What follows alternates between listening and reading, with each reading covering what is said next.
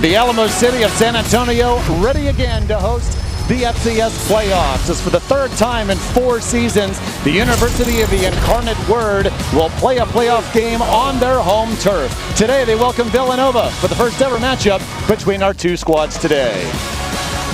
And taking a look at the bracket, winner of our game here in San Antonio gets either South Dakota State or Montana. If the Grizz pull off the upset, winner of this game will host in the quarterfinal round next week. But if the Jackrabbits pull off the victory, winner of our game today goes up to Brookings to take on the 2-time defending FCS national champions.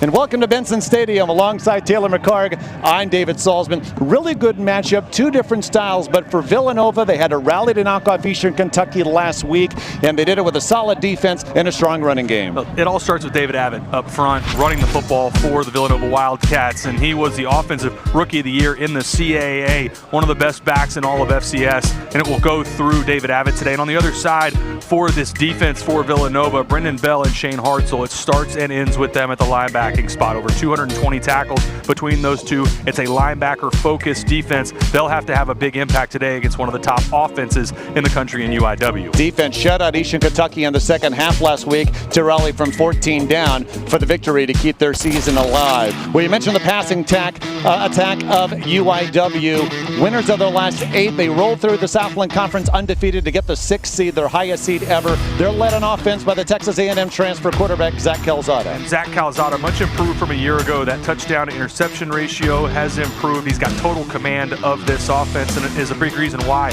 they're one of the most high-powered offenses in the FCS. And on the other side, it starts with Mr. Williams at the linebacking spot. He's the leader of that unit. Everybody looks to him, and especially stopping this Villanova run game, he's going to have a big impact today. A chilly day in San Antonio. Temperature just under 50 degrees, but a wind from the northeast making it feel even cooler than that. Not a bad contingent of fans making the way from the Philadelphia area to cheer on the Wildcats. Plenty of playoff history for Villanova. They're the 2009 national champs. For UIW, their playoff history much more recent. Made it all the way to the semifinals 2 seasons ago. UIW won the coin toss, deferred the option to the second half. Nick Rodriguez kicks it away, and we're underway from the Alamo City. Jabril Mace on the return and smacked down to the turf, shy of the 25-yard line. Ellis on the field goal attempts. Mark Ferrante, head coach of Villanova, looking on as there is a player down after the opening kick.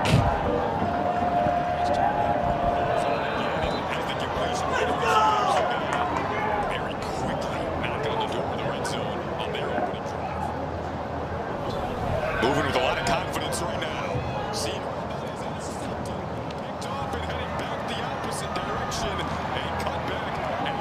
A UIW team 10-2 on the season, getting the bye to the second round. Their head coach, Clint Cullo, former player here at UIW, his 2nd season as head coach of the Cardinals, and much concern as to the player on the field. We do not have a number just yet to identify him. This UIW squad was in at-large consideration last season, but missed the playoffs, and much talk among the coaching staff when we spoke with them earlier this week, Taylor McCarg, about the motivation to get back to the playoffs. They did so, not just winning the Southland Conference crown, but getting the 6th seed, their best seed ever.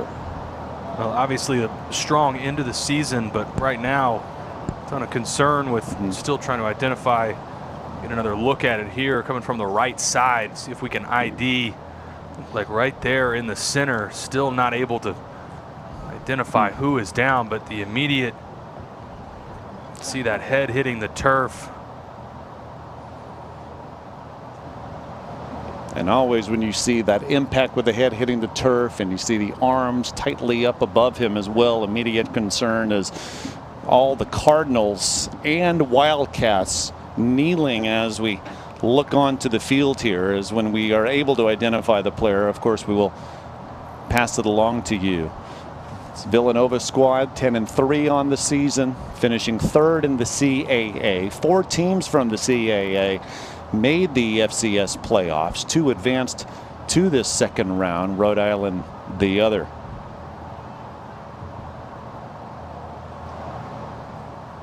As again we await word of as far as the player who is on the turf. When we do see this Villanova offense, they're led by a very experienced quarterback. We talked about the youngster at running back, David Abbott, the CAA Offensive Rookie of the Year.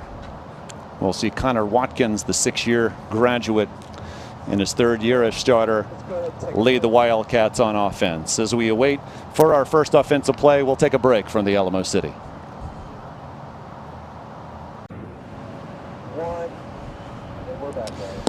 And we welcome you back to San Antonio on the opening kick received by Villanova. A UAW player hit his head hard on the turf, and we apologize. Only had the one look at the play that we showed you before our timeout.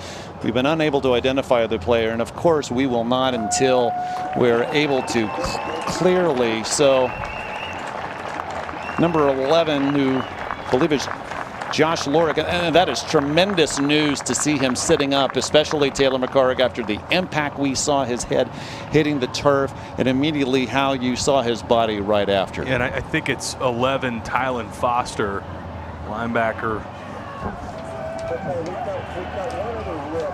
See if we have another look. It was on the, again, the opening kickoff. And this would come from the right upright. If we take another look, but good to see 11, Tylen Foster, to his feet.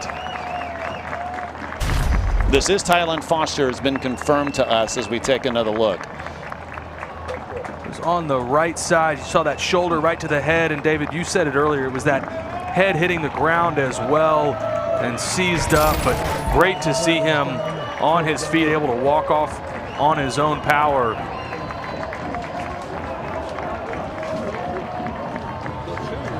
He is one of UIW's backup linebackers as well, and that is really something, again, after seeing that initial impact. The cart was brought out, the ambulance was brought out as well, but instead Tylen Foster walks to the UIW sideline on his own power. Tremendous news. So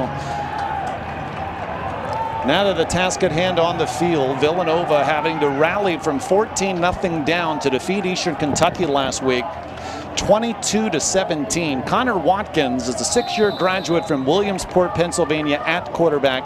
Just under 8,200 passing yards in his career, just under 2,000 this season, completing 52% of his throws.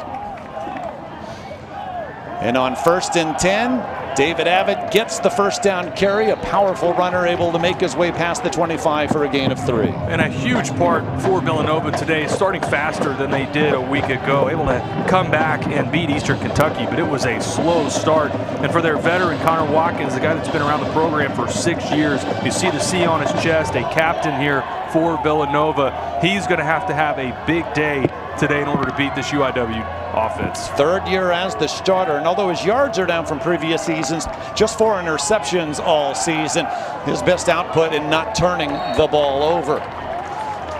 2nd down handoff also goes to Abbott, who makes his way to the 30, 3rd and 3 coming up. And Abbott started the season really as the backup.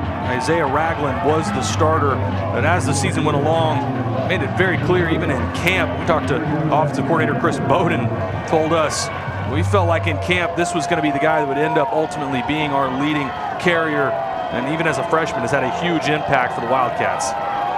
3rd and 3.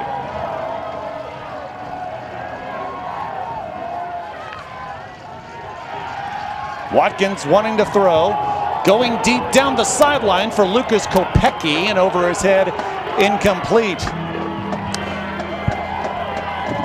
No flag, 4th down. And matched up against James Tiami, and a good job in coverage. There was a little bit of hand checking at the line of scrimmage, but I didn't think there was enough separation from Kopecky, a guy that was featured last week, had 6 catches for 51 yards, targeted early and often, and Villanova trying to come right back to Kopecky early. The All-American Ethan Getman punts it away. Mason Pierce back for UIW, feels this just shy of his 25. Hoping to turn the corner, Villanova in good pursuit. Brendan Bell, one of their star linebackers who we talked about in the open, is able to chase Pierce out of bounds, but UIW will have the ball for the first time. 10-2 on the season, the Cardinals, winners of their last 8. Their only losses at South Dakota State and Southern Illinois. And it has been a journey for Zach Calzada. Began his college career as a redshirt freshman at Texas A&M in 2019. He defeated #1 Alabama at Kyle Field in 2021. Transferred to Auburn, did not play there his second season as the starting quarterback for the Cardinals. 1st and 10. Calzada throws. Roy Alexander, one of the Cardinals' 2 star receivers with the grab. A flag is down as Alexander is marked down just past the 35. Ty Trin, the first Wildcat there. And an early screen, which will be a feature for this UIW offense, but a big part of that, have to block well on the perimeter. We got a hold on the outside, which will push UIW back.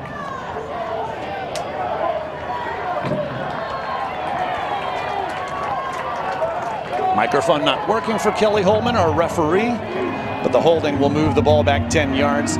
Mason Pierce is the one we're told called for the hold. But you mentioned that's something that we expect to see quite a bit from UIW to try to take advantage of their speed. Ton of screen game, get the ball on the perimeter quickly. 1st and 18. Pass to the perimeter. And out of bounds right around the original line of scrimmage is Jalen Walthall. So Walthall coming in 70 grabs, Alexander 78 to easily lead the Cardinals. And the Southland Offensive Player of the Year, go to him early. And again, second play of the game, second screen of the game. 2nd and 8. Calzada looks to throw again. Looking for Josh Lorick, who tries to come back and make the grab. It's incomplete. And this is exactly what Villanova talked to us about on a strategy on the defensive side. Have to win 1st and 2nd down. Get this UIW offense in 3rd, medium, 3rd and long situations. Opportunity here for the Wildcats to get their defense off the field. It's a UIW offense that did convert 40% of its thirds in the regular season, but they have it 3rd and 8 with a first down marker at the 40.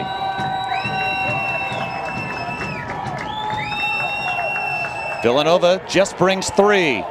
Swinging it out, and a spinning grab made by Walthall takes his way past the 40. That's enough to move the chains. Ty Trin finally forced him out. And a nice job attacking this man coverage. Simple, shallow cross coming across the formation. Calzada, this is actually a little bit behind Walthall. You see him coming all the way across the formation, ends up getting that legal pick to come open. UIW able to pick up the first down. Gain of 10 on 3rd and 8. Now 1st and 10 from the 42. Again, Calzada looking to throw, this time pressured.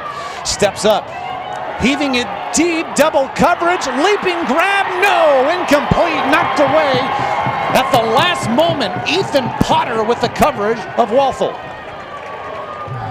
This was almost an interception for Ethan Potter. Calzada working to the right, but this is designed to be thrown back to Walthall the entire way. It looks open there, but you see number 34, Ethan Potter, dropping in coverage, baited Calzada into that throw, and fortunate, if you're a UIW fan, that wasn't an interception. And this is a secondary for Villanova, hampered by injuries. Their all-conference corner, Ice Waxter, out for the 2nd straight week. But Potter, the weak safety, stepping up to make the play and sets up 2nd and 10. Another pass. To the edge, outside, and out of bounds around midfield. That's Alexander, the graduate from Fort Myers, Florida. And a nice job by number 7, Jalen Travis, on the perimeter as well. That perimeter blocking, if you're as big a screen team as UIW is, have to be sound on the edge. Watch 7, as he flips this out to the left side. Blocked up right there. Looks like maybe an injury on the back end. Tyrell Mims, the captain, corner, is a guy that really this Villanova team needs. On the other side, Ice Waxter, all conference corner, he's down as well. Timeout on the field. UIW will have it 3rd and short when we return.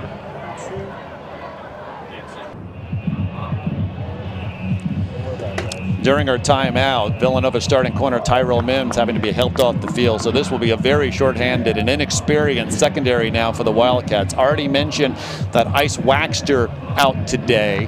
And so with Waxter and Mims now both out for the time being, Zamir Dawu, the redshirt freshman, and Newton Essiem, a true freshman, listed as the next 2 corners for Mark Ferrante's squad. And you see coming in Villanova's 3 losses, a hard time stopping opposing passing at attacks. Not just the 286 yards a game allowed, but allowing over a 90% completion percentage in their 3 losses this year, Taylor. And this will be a tall task for Dawood and Essiem. You mentioned both freshman corners, and this is one of the most prolific passing attacks in the FCS.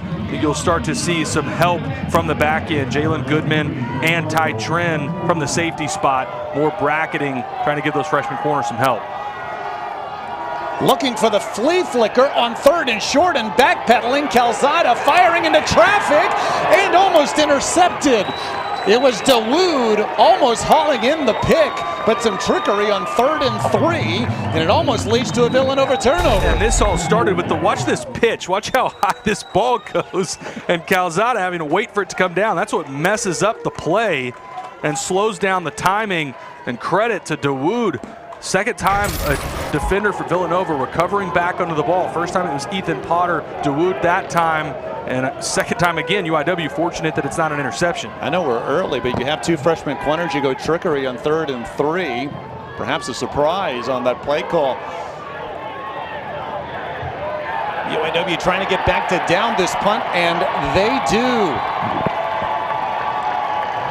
Villanova will have it at about the 3 as Connor Bryan, the junior from Spring, Texas, does the job with his leg.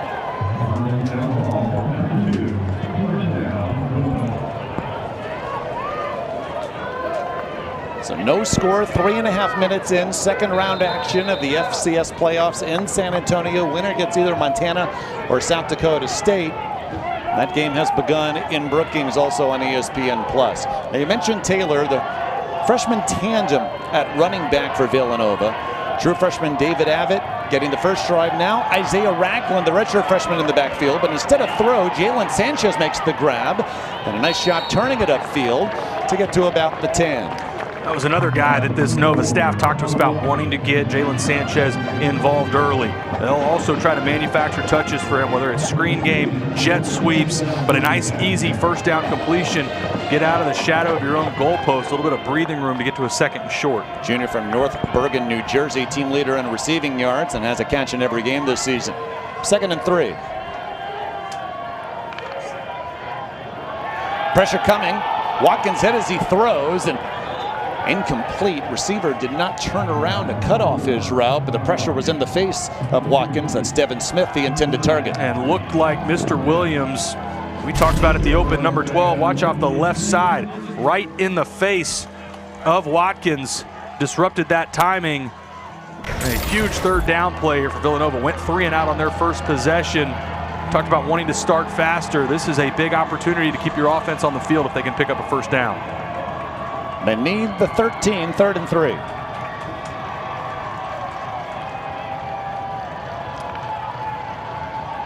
Blitz. Watkins floating a pass for Kopecky, incomplete, but a flag down. James Twymie on the coverage, and he may have been called for the penalty. And Twymie and Kopecky were locked up earlier, and there was a no call. This time, looks like Twymie, a little too much jersey. This will be a first down for Villanova. Number 2 of the defense, 15-yard penalty, first down. So starting close to its own goal line, this penalty moves the ball forward to Villanova's own 25. And on the right side, see number 2 locked up against Lucas Kopecky. That's an easy call for that back judge. 1st and 10.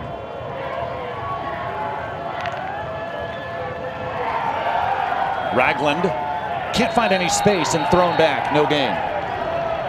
And it's a UIW defense that we've described this week really as feast or famine. They create so many negative plays and are comfortable giving up yards between the 20s, but they live on turnover margin. They're plus 12 this year, created 28 total takeaways this season. A lot of negative plays, but you will see them give up chunk yardage as well. They just want to tighten up in the red zone. That's where they feel like it is obviously most important, keeping people out of the end zone. 4 defensive touchdowns also for this UIW defense. 2nd and 10.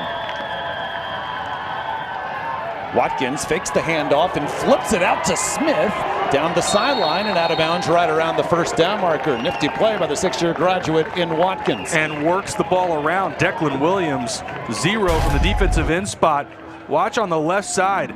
Right there, once he gets Declan Williams to jump up in the air, flips it to the outside to Devin Smith. Really heady play from Connor Watkins. Devin Smith, a great addition to this Villanova receiving corps. Transfer from North Carolina Central.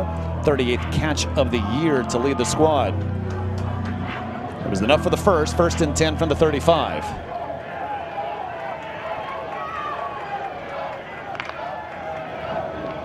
Watkins fakes the handoff to Ragland. Dives forward, gain of about 4. And really an underrated part of Watkins' game. Had 112 carries coming into the season for just under 500 yards on the ground, but had 8 touchdowns. You'll see him featured running the football in the red zone as well. And I think that's going to be a big part of the game plan today for Connor Watkins. We've talked a lot about the two-headed monster of the running backs of Ragland and Avid.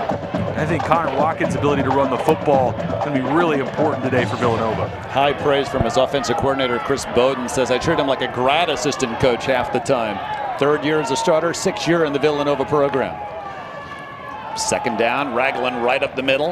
Rather, that is Avid, who's able to get a couple. Josh Gonzalez, junior from San Antonio, with the tackle.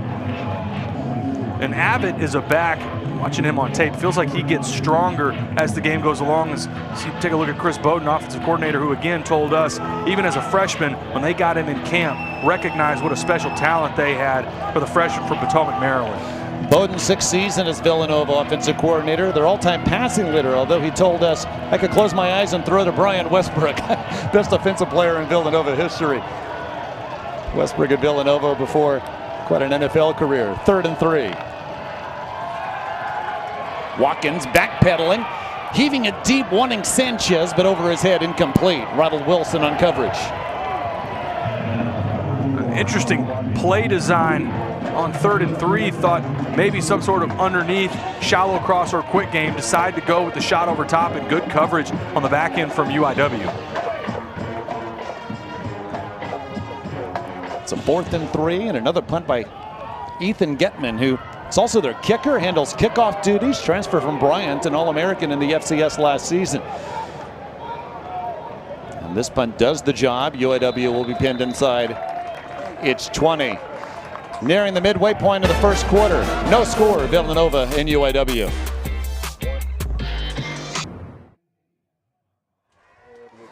The Alamo City of San Antonio hosting the FCS playoffs for the 3rd time in the last 4 seasons. Back in 2021, it was Cam Ward, the quarterback of UIW, before becoming a Heisman Trophy contender at Miami. He led the Cardinals to the 2nd round of the playoffs, and look at those prolific numbers, over 4,600 passing yards. But this season, Zach Calzada, maybe not the yards or the touchdowns, but extremely efficient in leading UIW to the 2nd round. And this version of UIW runs the football a little more balanced than those Eric Morris days, and a false start here from UIW. But those Cam Ward teams, that really is what started the tone, really set the tone for UIW in that 2021 season and some of the success that they've had in the last few years. Yeah, Eric Morris was first a star receiver under Mike Leach at Texas Tech, and then as offensive coordinator who brought the air raid here. This is definitely a more balanced attack, but they have leaned on Calzada for a number of clutch throws throughout the season. Jaden Borjas, the right guard, called for the false start. 1st and 15, scoreless, 7:52 to go in the first quarter. With Taylor McCarrick, I'm David Salzman. Winner gets either South Dakota State or Montana in a quarterfinal round next weekend. Calzada, another throw. And this is short gain on 1st down. As Villanova will still have it shy of the 15. Zamir Dawood on the tackle. Villanova with 2 freshman corners due to injury. And we've seen a number of these quick screens to the outside. It's part of the RPO game. It also can be designed to get some tempo here from UIW. Calzada keeping it this time and thrown down just past the 20-yard line. That is the first rush by UIW all day, but it sets up 3rd down. And the tackle from Brendan Bell, the captain, always in the right spot. You see Calzada and his guys back a little bit chippy early. But Brendan Bell, number 28, we watched tape this week, felt like he was in or around on every single play a great nose for the football. Shows you how in Villanova's 3 losses, opposing quarterbacks completed over 90% of their throws. Calzada 4 of 7 in the early going and faces 3rd and 6. Pressure coming. Calzada scrambles, throws the other way, and Timothy Carter with the grab, but brought down. It looks barely shy of the first down marker. It's close. Ty Trin with the stop. And good vision from Calzada. It's a dangerous throw going back across his body. An even better effort from Ty Trin rallying back to the football, and a great open field tackle. This is almost a first down. There's Calzada working to his right, and then number 9 flashing. He actually left his man in coverage to rally back to the football and make the open field tackle against Timothy Carter. What are your thoughts on this Villanova defense so far, holding UIW scoreless? Yeah, assignment sound, which is something we expected to see more of. There's not a lot of mental busts from this Villanova team. Really well coached on both sides of the ball. Tanner Maddox, the fair catch off the punt. This UIW offense averaging 37 points a game coming in, tied for 4th in the FCS. But so far, Mark Ferrante's defense has done the job. A defensive unit coming in, giving up just under 19 points a game. And I think one of the other things about Villanova is how well they tackle in open space. You saw a couple of examples of that with Ty Trin a second ago. But UIW feasts off of that, breaking open field tackles, yards after catch. That's a big reason why they lean on the screen game as much as they do. But if you tackle well, get them to 3rd down, I think that's part of the success and a reason why Villanova's had early success. Connor Watkins 2 of 5 passing in the early going. Villanova 17 yards on the ground. UIW's done the job on Ragland and Abbott so far. This time Abbott squeezes through. This is their best carry of the early going. Gets about 7 on first down. And Abbott, like all good backs, you think back to last night, an Ashton Genty, you look around the country at the best running backs in the country. A staple is sticking with your guy. And for Villanova, David Abbott and Isaiah Ragland, you will see them run the football consistently throughout the game. Even if those yards per carry isn't where they want them early, they will still get their touches on the ground. Abbott with the 3rd most rushing yards by a freshman in the FCS. On 2nd down and a long 2, UIW expects it this time and wraps up Abbott for no gain. Terrell Elliott, the first one there, junior from Garden City, Kansas. And it will be interesting here on 3rd down. We saw the 3rd down on the last possession, took a deep shot. You see really nowhere to go. Look at all the black jerseys rallying to the football. But the last 3rd down call for Villanova, they went downfield. Be interested with 3rd and 2.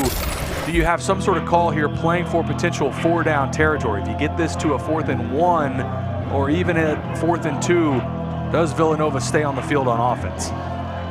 They go to the ground, coming in averaging 164 yards a game on the ground, but instead on 3rd and 2, looking to throw. Watkins fires. Sanchez, the grab hammered, but should be enough for the first as he made the grab just past midfield, and Sanchez remains down. And a shot taken by Sanchez, delivered from A.J. Tisdale, redshirt freshman from College Station. Another transfer for UIW, came in from Wisconsin. Good to see Jalen Sanchez pop back up. Watch on the right side, quick out to the field, and it's a good catch. Really impressive that Jalen Sanchez was able to hang onto the football after taking that shot from Tisdale.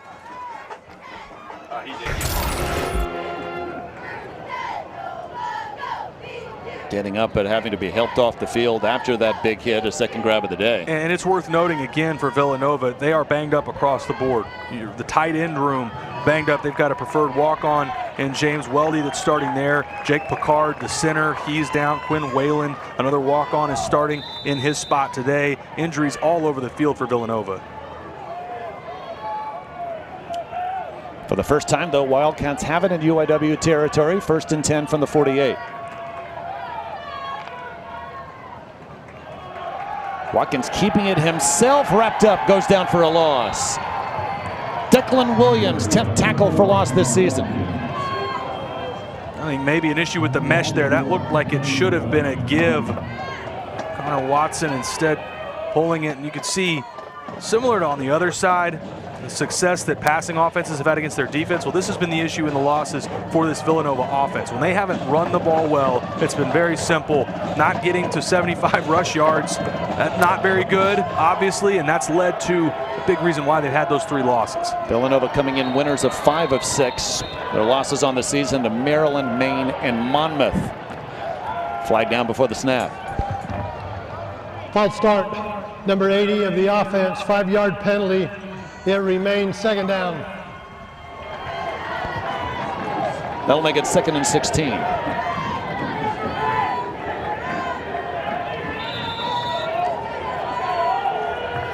First ever meeting between these two teams. Villanova 10 wins in the season for the 10th time in their history, surviving Eastern Kentucky last week 22-17. EKU receiver with a catch in the end zone on the final play last week, but he had stepped out of bounds prior. This will set up 3rd and long. They keep it to the ground on 2nd and 16. Jabril Mace, the redshirt freshman, with his first carry. This will be important for Villanova really every week, but especially today against UIW, dealing with the injuries that we talked about. Staying on schedule is going to be huge. Having a negative play, a penalty, going in the wrong direction, really difficult against this active UIW front. First down marker at the UIW 38. And again, with all the freshmen on the offensive line, expect to see a lot of movement up front from this UIW front 7. They bring just 4. Watkins flushed out of the pocket to the edge and firing downfield, incomplete. He had 2 receivers but was looking for Luke Daly, junior from Rye, New York. Instead, it's 4th down. Good coverage on the back end from A.J. Tisdale. A lot of times this is where you see DBs panic and grab. Stays in a good spot. Doesn't get his head around. Maybe a little bit physical there at the end, but I'm not sure it was catchable for Luke Daly. They come after Getman. He's knocked down, and now a flag is down.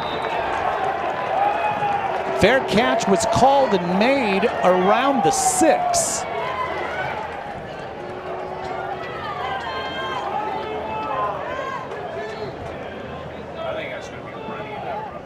Is this running into the kicker or roughing? Kelly Holman, our referee. And he's holding up. This will be the 5-yard variety, which I think Villanova will just decline. Running into the kicker on the defense, that penalty is declined. First down. Getman doing the job again with his leg, and UIW will have it inside the 6. Well, these two head coaches, difference in experience is Mark Ferrante, who's been a part of all of Villanova's 16 playoff appearances as an assistant coach and now head coach. As a head coach, his team 3-3 in the playoffs. He's had 38 years overall on the Villanova coaching staff. On the other sideline, UIW head coach Clint Killow is 31 years old. Well, but also has a lot of history with UIW. Played here. Loved how he described the grass was cut for me and why he stuck around with the early success here. They haven't gone to the ground much, but do so here with the starting line of scrimmage at the 6. Gain of about 4 for Lontrell Turner. So to Kaylon Taylor, who is UIW's leading rusher, a game-time decision, we were told, did not play 2 weeks ago in the regular season finale win at East Texas A&M. We have not seen Taylor yet, so it may be Turner who's going to get the bulk of the carries from the running back spot today. Sophomore from Dallas coming in just over 400 yards on the ground this year. 2nd and 6. Again, Turner squeezing through and still going. First down and more. Cuts it back past the 30. And easily the biggest gain for UIW offensively today. And Turner is a converted wide receiver. And love how when he gets the ball in space, and see how dynamic he is as an athlete. Really good vision. The cut back there at the end, and Nova, good job rallying to get him to the ground. But between Lontrell Turner and Kaylon Taylor, both of which were former wide receivers, some explosive backs for UIW. It looks like we've got another Wildcat down.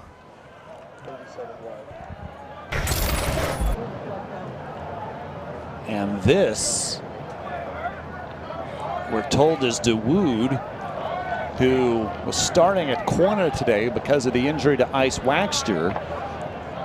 Earlier in the first quarter, Tyrell Mims, their other starting corner, out. So 2 freshman corners starting, but now DeWood's status is in jeopardy as we take another look. As he was trailing, see 37 right there, and gets rolled up on that right leg. Looks like it's landed on from Jalen Goodman, his teammate. walk-off on his own power, but and we've already talked about for Villanova injuries on both sides of the football. Now with DeWood out, to John Wyatt, or somebody from one of the safety spots that moves over into that corner spot. Ice Waxter and Tyrell Mims down as well.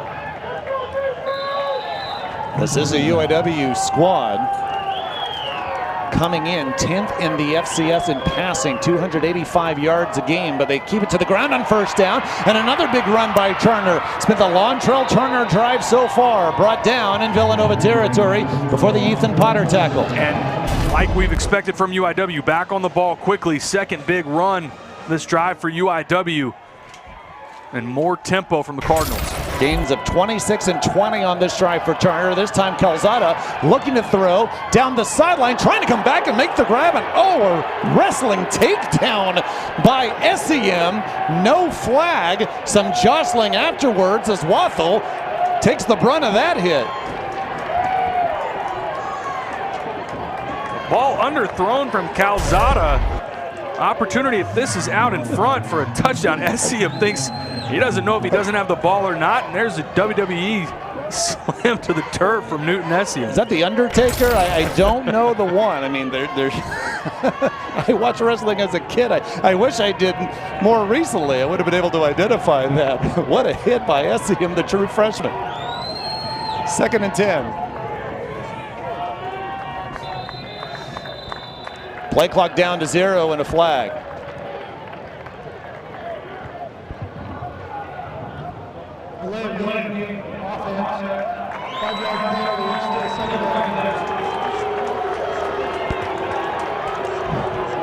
I'm told it's the Arn Anderson spine buster. That's 4 horseman days of WCW. Anyway, false start makes it 2nd and 15.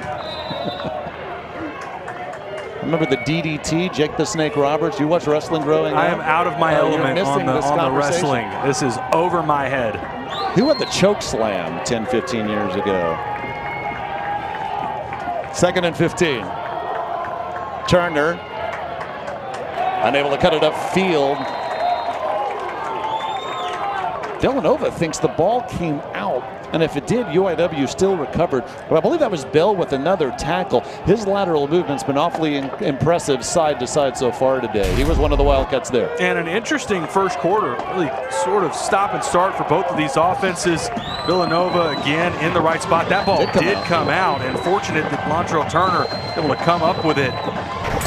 Some negative plays, a little uncharacteristic from UIW. This Villanova defense, we talked about, they don't beat themselves very often. Another good example of it, sound open field tackling. First down markers at the Villanova 34. Calzada fleshed out, chased by Hartzell. Flag is down. Calzada will just throw it away. Any reception likely would not have counted. This is probably a holding call.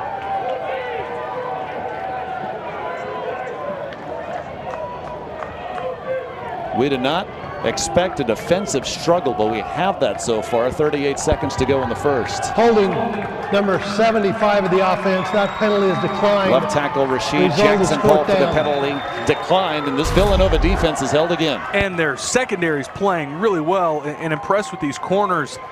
You see the tackle right there from Rashid Jackson. The left tackle's got all sorts of jersey of Capri Martin. But for UIW, slow start again. A little bit of a surprise for us. They go up to Connor Bryan, who gets off a short punt. Maddox the fair catch, just ahead of his own 20.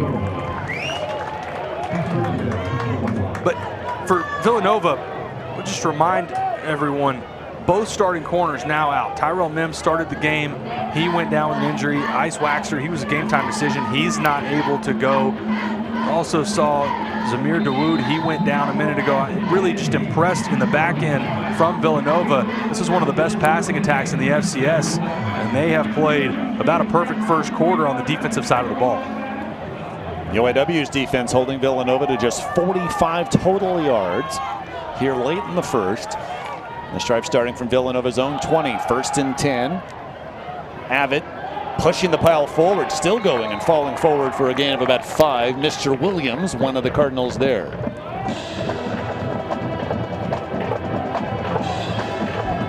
Normally, UAW playoff games throughout the last few seasons have been shootouts, but not the case here today. In the first ever meeting between the Wildcats and the Cardinals, Connor Watkins and company scoreless with a home-standing UAW squad through a quarter.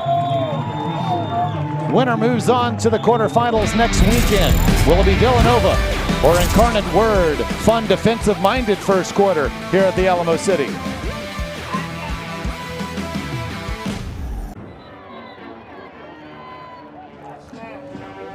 It's a Villanova squad. Their head coach, Mark Ferrante, describes them as resilient because they've had to come back from multiple deficits this season. Even at 10-3, they've been outscored in the first half this year, but against one of the best offenses in all of the FCS, Taylor McCarg, we are scoreless as we're about to start the second quarter. And also dominating time of possession in that first quarter, which is something that we also expected Villanova to try and emphasize today. Stealing possessions, staying on the field. Sometimes that's your best defense, is keeping your offense on the field. Villanova, 9 minutes, 14 seconds of offense in that first quarter. They have it 2nd and 5 as quarter number 2 begins. Well, Watkins lost it as that arm wasn't moving forward. That's called a fumble. Looks like UAW has recovered, but there is a conference with our officiating crew and now ruled incomplete. And this is going to be, I think, will stay incomplete, but where does the ball come out of Watkins' hand? Does he lose control and then push this forward? Get a great look at it right here. I think that's just going to be an incomplete pass. He loses control of it in his hand as it's coming out, but he's trying to throw that. I think they got the correct call on the field with that being incomplete. A cold day. Rain has started to fall just a bit. Temperatures in the mid-40s, and they're not expected to go up as we go along. 3rd and 5. Watkins fires it out of bounds. Had a man wide open downfield, but didn't see him as he was being pressured to the sideline. And good coverage on the back end from UIW again. Man coverage, really nowhere to go with the football. Trying to get it to Devin Smith is where Connor Watkins was going, but not an open window as this defensive struggle continues in San Antonio. He had Chris Colby open down that sideline, but never could see him with all the black jerseys in front of him. And now Nova just 1 of 5 on 3rd downs. Another punt for Getman. This sends Mason Pierce back around the 25, scattering his way to the 30 and pushing his way now past the 35. A good return.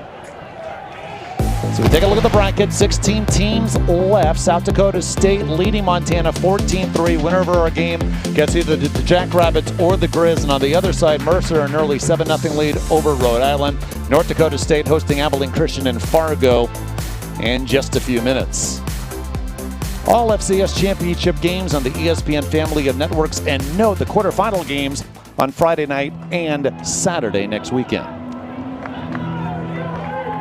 Zach Calzada just 36 yards passing in the first quarter. Came in 6th in the FCS in passing yards at just under 280 a game. They bring the heat on 1st down, and he checks down to a wide open Roy Alexander. 1st down past midfield. And that was an area that UIW felt like they had a strength. Their inside receivers, they felt like matched up well against this linebacking core for Villanova. Just quick game, easy raise-up completion. That's about as easy as it's going to get for Roy Alexander. Going deep and looking for Wathel. Dropped it. He had the step on DeWood. Should have been 6.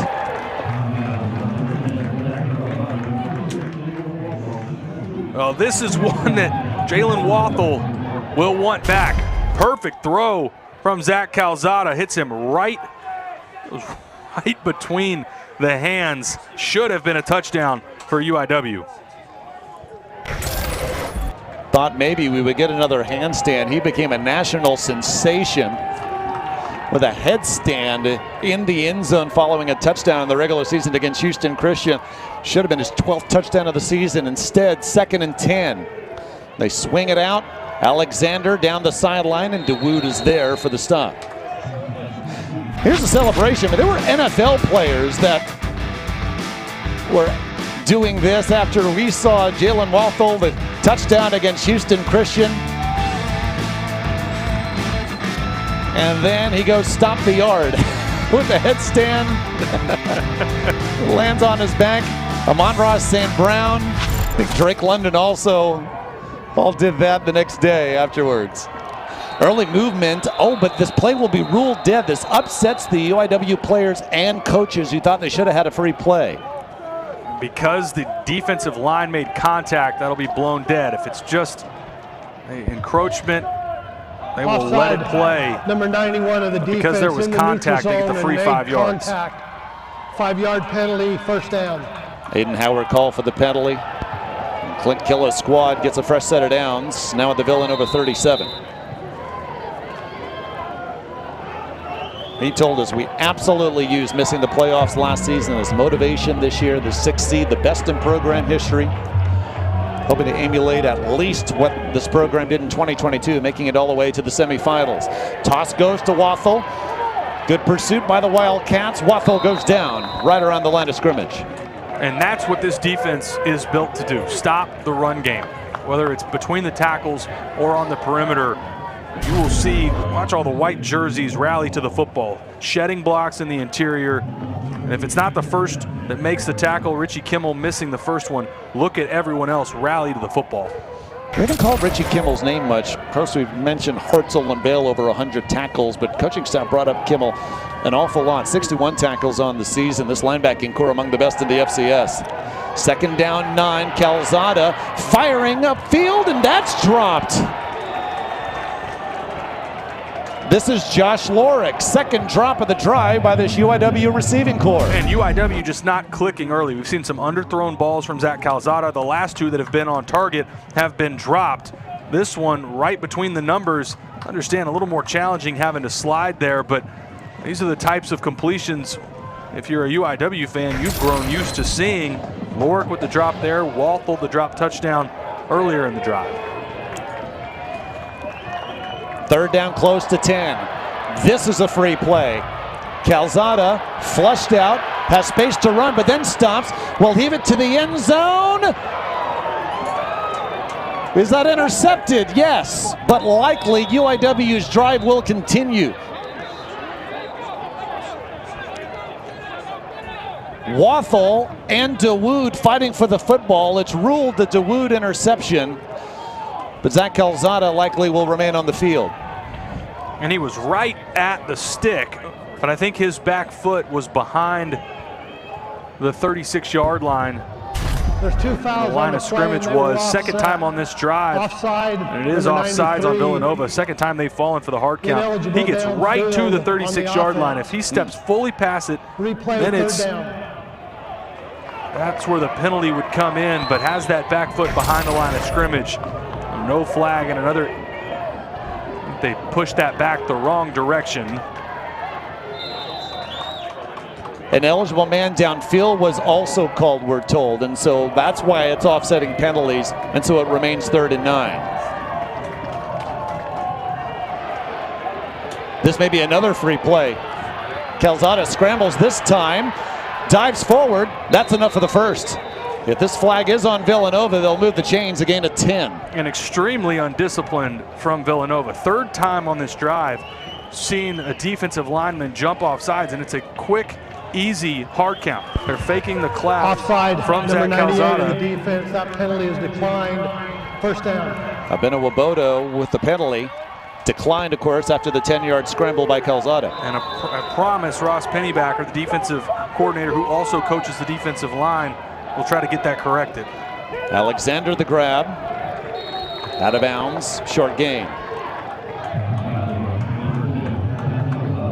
Deepest either team has been so far on offense as we look for the game's first points early in the second quarter. Now right on the edge, Brack Peacock, long for the season, it's 41. Not the longest leg, has one attempt over 50, missed that, but right at the edge of where they feel good about Brack Peacock from field goal range. 2nd and 9. They just bring 3. Calzada fires, another short grab. Just past the 20-yard line. Jalen Travis, junior's first catch and 8th of the year. And Bell, another tackle. And a good job again from Calzada. When he goes through quick game, watch how fast that ball comes out. Really See that arm strength on display a few times that they've had completions in the quick game. Bell and Hartzell were both there. Now on 3rd and short, Calzada, a little pump fake, gives him some room to the outside. He needs the 16, he'll have it. Second time on 3rd down, he scrambled to move the chains. And those are the plays where you see the guy that beat Alabama at home at Kyle Field. Those are the things where this looks like the guy that started in the SEC. Able almost toying with the defender on the perimeter, then shows that athleticism to get to the corner and pick up the first down. And talking to the coaching staff, offensive coordinator Connor McQueen says Zach Calzada was humbled last season by his team not making the playoffs, but says this year he has embraced ownership of this offense and has become a much better team leader on and off the field. 1st and 10. Calzada swings it out. Wathel cutting it inside past the 10. Back outside, still on his feet. Finally, the Wildcats are there, but this will be 1st and goal.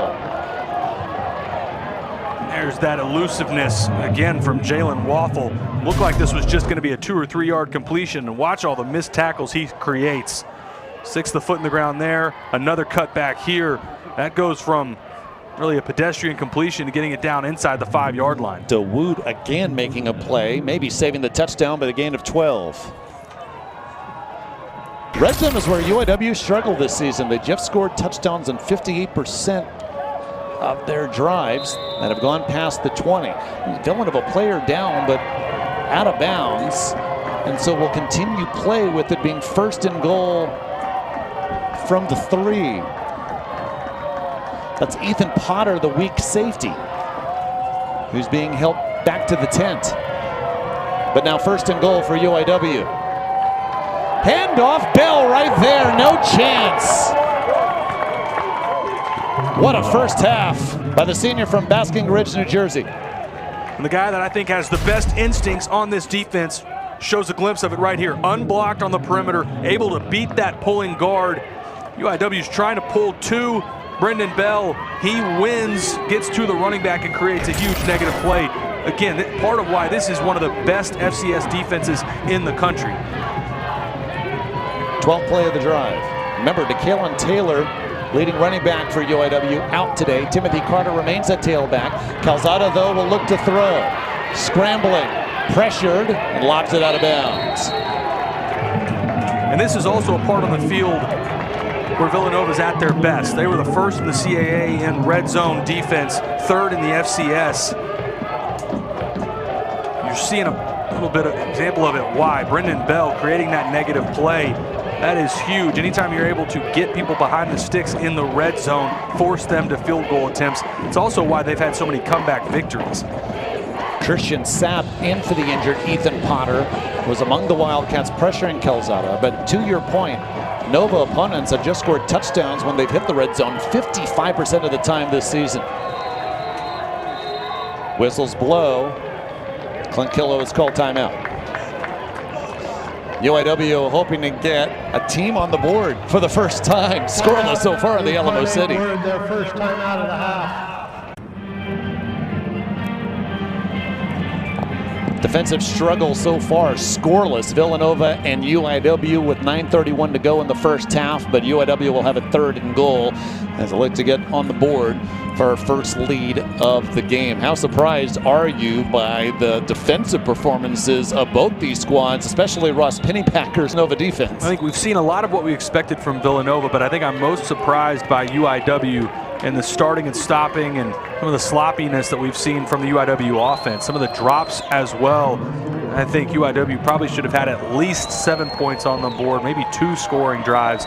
Now, this is a huge opportunity here for Villanova. You would feel like this is a win if you're a Nova fan, if they can force just a field goal attempt here. 13th play of the drive, 3rd and goal for UIW.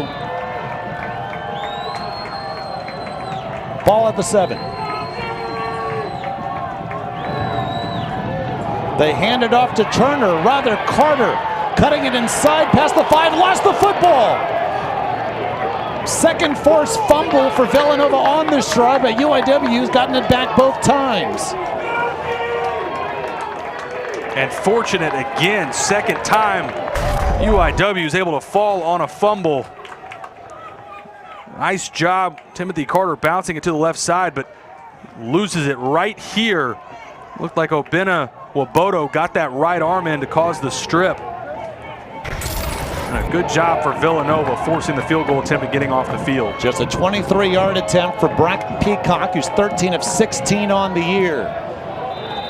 And finally, a team on the board with 8:48 to go in the first half. But you would have to think a victory for this Villanova defense.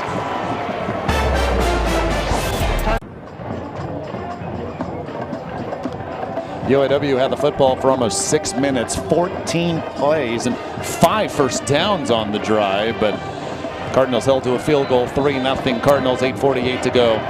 First half. UAW making it all the way to the semifinals in 2022 and took North Dakota State down to the wire. This is their 4th ever FCS playoff appearance, 3rd in the last 4 seasons. Member of the Southland Conference, where they rolled through the schedule undefeated in league play this year. Bouncing back from last season where, again, like you mentioned, David, successful year, felt like they should have been in, left sitting at home, missed out on the playoffs, and used that as motivation this year. Had 2 early losses in the season, rattled off 9 straight on their way to another Southland Conference championship.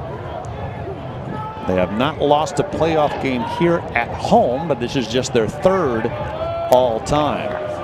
This football program just over 15 years old. Nick Regas with the kick from the 35. Mace on the return. Wrestled down past the 30-yard line. A lot more history as far as Villanova's football program goes. This is the 127th season of varsity football at Villanova, and their head coach Mark Ferrante has been a part of all 16 of the Wildcats FCS playoff appearances. The best one in 2009 when they won it all, winning a national championship. Another Nova player. That's actually Mace, who just handled the kick return for Villanova. Most of their injury struggles coming on the defensive side of the football today. Losing Tyrell Mims. Ethan Potter also banged up. Tytron was in the first quarter, came back, but now Mace is also one of their backup running backs. Hobbles off to the sideline as well. First time Villanova was held scoreless in the first quarter this season. This drive begins at the 32 and no room for Isaiah Ragland, who's brought down for a loss. And a good job from Darius Sanders crashing down on the edge. Senior from Amarillo, had a really good year. They move him around all over the place. Feel comfortable with him in coverage, even over tight ends, but sound in the run game as well. Defensive coordinator Jim Gush says he has Power 5 talent. 4th in the team in tackles coming in. There's a loss of 1, setting up 2nd and 11.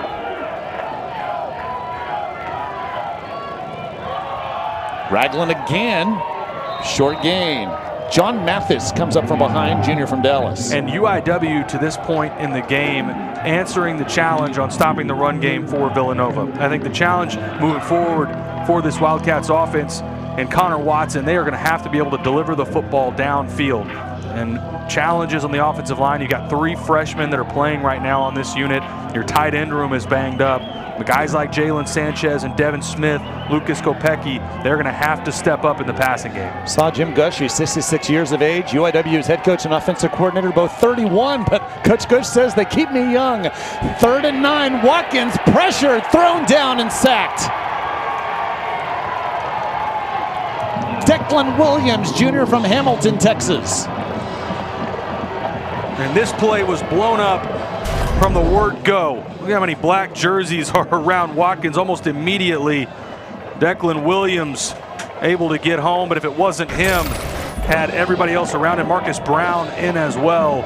A good answer for UIW. Loss of 12, 4th and long. This Villanova offense still without 1 big play so far. Another punt for Ethan Getman. This takes a very good Villanova bounce, and Mason Pierce lets it go as it rolls all the way to about the 20-yard line. The All-American transfer from Bryant, Ethan Getman, flips the field. His team down a field goal.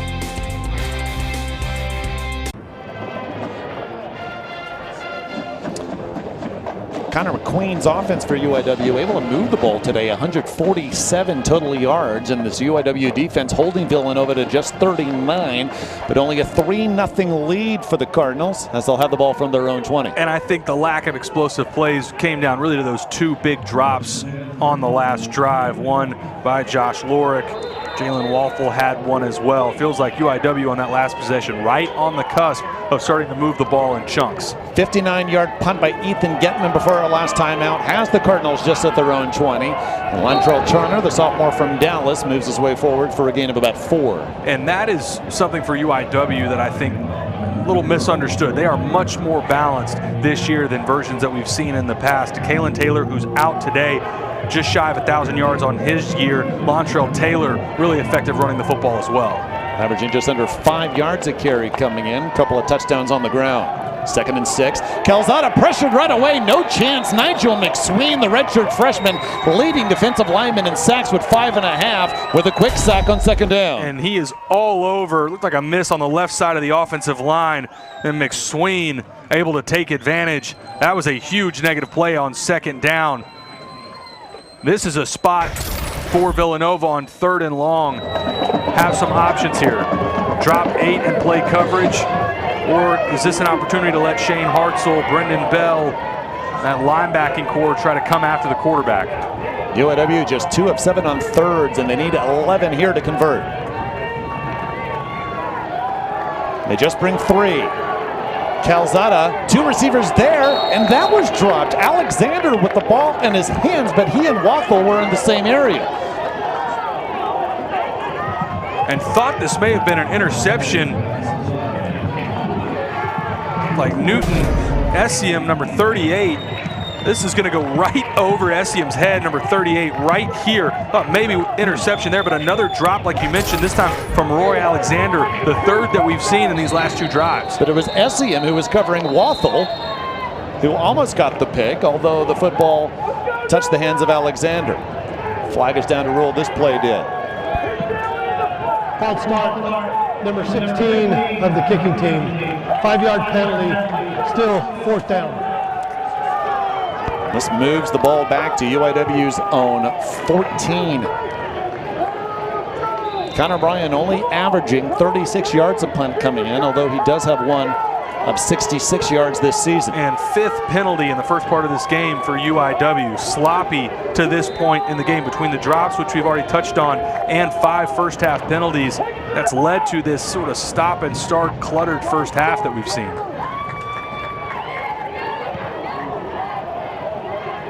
Not a great punt. Out of bounds, Villanova will have easily their best starting field position, and this will be in UIW territory. Mark Ferrante fired up, telling us our guys have been resilient. They have had to come back from multiple deficits this season, coming in 10-3 and in the 2nd round. And that drive chart, well, that's why they've been shut out. 5 drives and only 1 going over 9 yards. They've punted each time. And last 2 possessions, the 3 and outs, going backwards on the last one. This is by far, like you mentioned, their best field position. Don't be surprised if you see some sort of shot downfield here. Need to start testing this secondary of UIW if you're Villanova on offense. The drive starts from the UIW 40. Watkins, he wants that shot, taking it. Some jostling and a flag is down. Devin Smith was pulled by Twymie. Ronald Wilson was also there in coverage. And this likely pass interference on the Cardinals.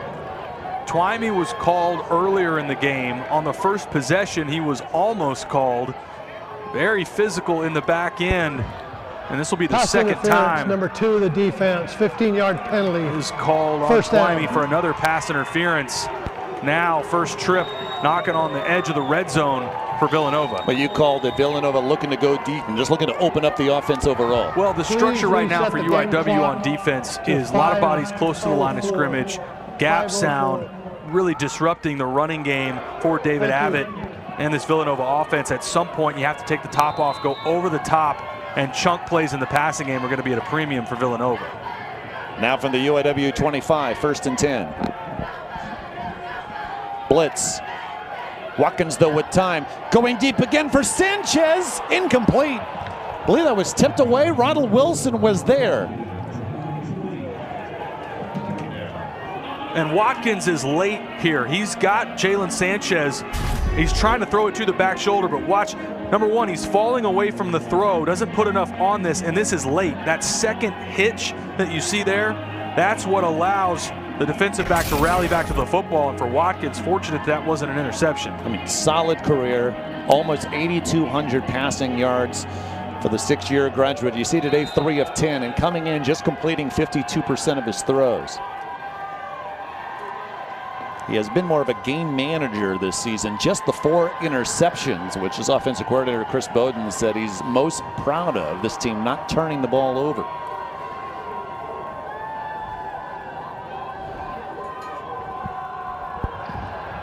The game clock is correct. 25 on the play clock. It'll start on the snap.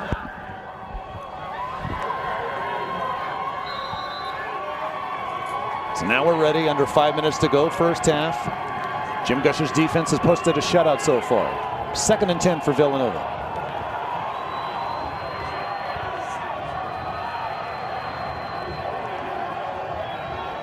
Avid, the CAA Offensive Rookie of the Year in the backfield with Watkins. Watkins in trouble, sacked. Devin Grant, team leader in sacks, now with 8.5 on the season. A guy that made a huge improvement from last year to this year, showing off again, this time coming from the left side. This is just a speed rush, wins on the outside and beats like Stephen Voltaire. That is a great pass rush, able to get home and create the sack on Connor Watkins. Loss of 7, and now this is where Villanova's offense is not at its strength. 3rd and 17.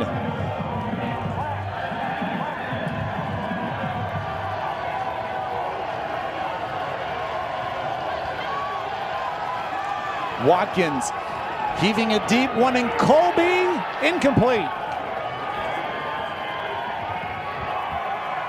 And the entire UIW defense doing jumping jacks after that stop. A.J. Tisdale was the man in coverage. Pretty good coverage from Tisdale. Ball again underthrown from Connor Watkins. This has to be thrown to the outside, left back to the inside. Almost hits A.J. Tisdale in the back in coverage. And now offense staying on the field. If you don't have that sack earlier, you're within Ethan Getman's field goal range. Now I feel like you're out of it. How much do you gain here going for it versus going ahead and going either quick kick or punt? Now it looks like they'll take the timeout. Timeout. Villanova, their first charge. 30-second timeout. Ethan Getman, season-long 42, but his career-long 56 when he played for Bryant. There's a light miss. This would be a 49-yard attempt, but I'm sure weather may be playing a factor in the decision of Mark Ferrante here. And I thought for Villanova, maybe you leave your offense out there and try to just steal a free 5 yards. Go hard count, give the freeze play, and if you don't get it, take the penalty yardage and punt. Looks like that's what we're going to get now, is even despite this being just at the 32-yard line, this is going back into a little bit of a breeze that we have here today. And David, like you mentioned, nasty football weather, hovering around 50 degrees and raining. Not the best kicking conditions, although it does look like with Getman coming back out, they are going to give this a shot. He comes in having made his last 7 field goal tries after struggling to begin the year. This would easily be a season-long 49 yards. As you said, Taylor, going against a slight wind. This has the distance and is good. Mark Ferrante's decision paid off. Getman is mobbed on the field. We're tied at 3. Drilled from 49 yards from Ethan Getman. He said, forget about a light breeze and a little bit cold. We're all from Texas. We think it's cold. These guys are from Philadelphia. This is nothing. That's a great kick from Ethan Getman. Hey, look, we're on the visiting side here as we broadcast. All the Villanova fans in front of us have the heavy coats on. It's cold for them, too. Maybe not for Getman, though, trying to stay warm because he does everything on special teams. Field goal tries, extra points, kickoffs, and he's their punter as well. And because of his leg, we're tied up at 3 with 4:02 to go in the first half. 3-3 with 4 minutes left in the first half. Exactly the game we expected. Right, David? This team, Villanova, gave up 14 quick points to Eastern Kentucky last week and had to rally from that deficit. Survived the last play of the game where the Eastern Kentucky receiver caught the football in the end zone but lost track of where he was. He had stepped out of bounds before making the catch. Had he not done that, Eastern Kentucky would be the visiting team here today. But Villanova, so much playoff history and looking to advance to the quarterfinals for the second straight year. Last season they lost out South Dakota State. Quarterfinal matchup may be at South Dakota State if they can hold off Montana today. So UIW, 4:02 to go first half, 2 timeouts remaining. They'll have it at their own 25. And it is a UIW offense with 146 total yards. Clint Killo's offense has shown they can move the ball downfield, just unable to finish drive so far. Too many negative plays, whether that's drops, whether that's either sack, penalty yardage has been in there as well. You've seen some false starts. Those are the things, if UIW cleans that up, we know how prolific they are as an offense. It'd be huge for them. Get points here before half. Zach Calzada just 79 passing yards and another drop. Now it's Turner turning his head before corralling the ball. Whistles blow, it is incomplete, but that was close. And right down the line, I'm going to look at offensive coordinator Connor McQueen. That was very close to being a lateral. I do think that ball went forward. This will be another look at it. I think that was going down the line, maybe a hair, half-yard forward.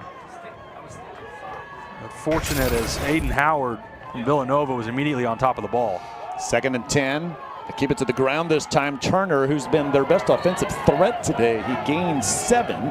Turner now up to 6 carries, 62 yards.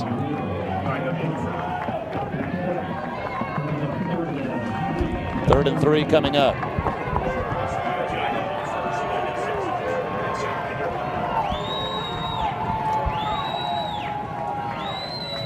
First down marker at the 35.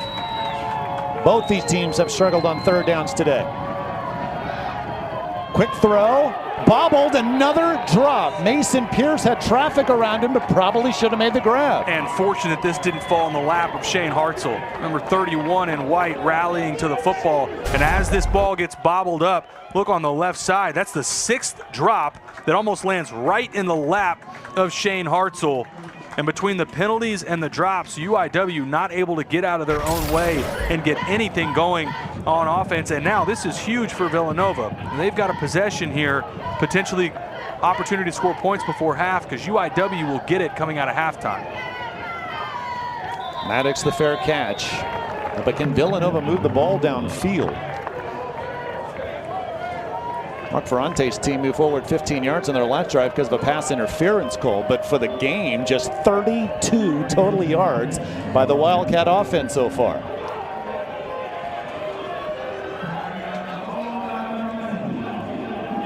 Do you play aggressive here? Your defense has done really well if you're the Wildcats, but your offense has had trouble moving the ball downfield. Absolutely. I think on the road, despite all the injuries that you have, Villanova's at some point has to try and start to create those explosives and not rely just on the running game. Drive starts at the 30.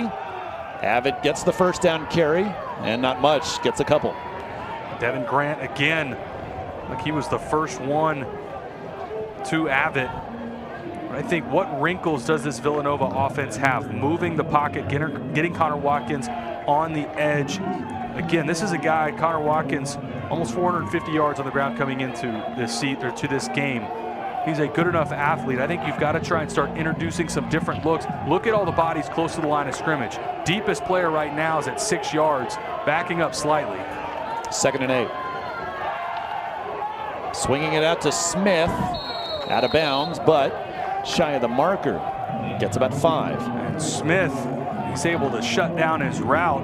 I think would have had the chance to catch that ball and turn upfield. Ended up running himself out of bounds. But this is a big spot. I know we keep saying that, but where points are a premium, Villanova needs to pick up this first down. We'll see if they take this to the 2-minute timeout first. Nova's 1 of 7 on thirds, but they just need 3 yards here to convert.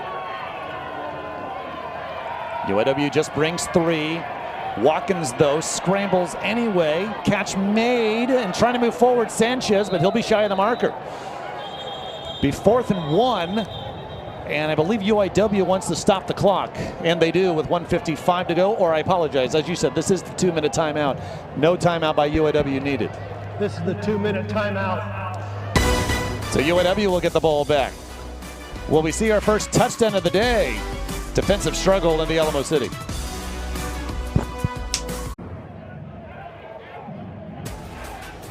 On the left, Mark Ferrante's been involved in all 30 Villanova playoff games. On the right, the 31-year-old Clint Killow. First game as head coach of UIW in the postseason. As Cardinals rolling through the Southland Conference undefeated, getting the 6th seed, their best ever, and a defensive struggle here. This is more a Missouri Valley Football Conference game. You see very few 3-3 Southland Conference games late in the second quarter. 4th and 1, and another punt coming for Ethan Getman, who has been busy. Fair catch called Pierce. I mean, it's 3-3, and when that happens, maybe more of a focus on special teams. Ethan Getman, I think the MVP for Villanova so far, in addition to their stout defense. Yeah, there's no doubt. I think the kickers and punters on both sides would be the team MVPs. But for UIW, they get the ball again coming out of half. So there's a chance here, despite all the issues that they've had on offense, if they can drive down, get any sort of points, you feel like you've stolen a possession, because they will come right back out and have the ball to start the second half.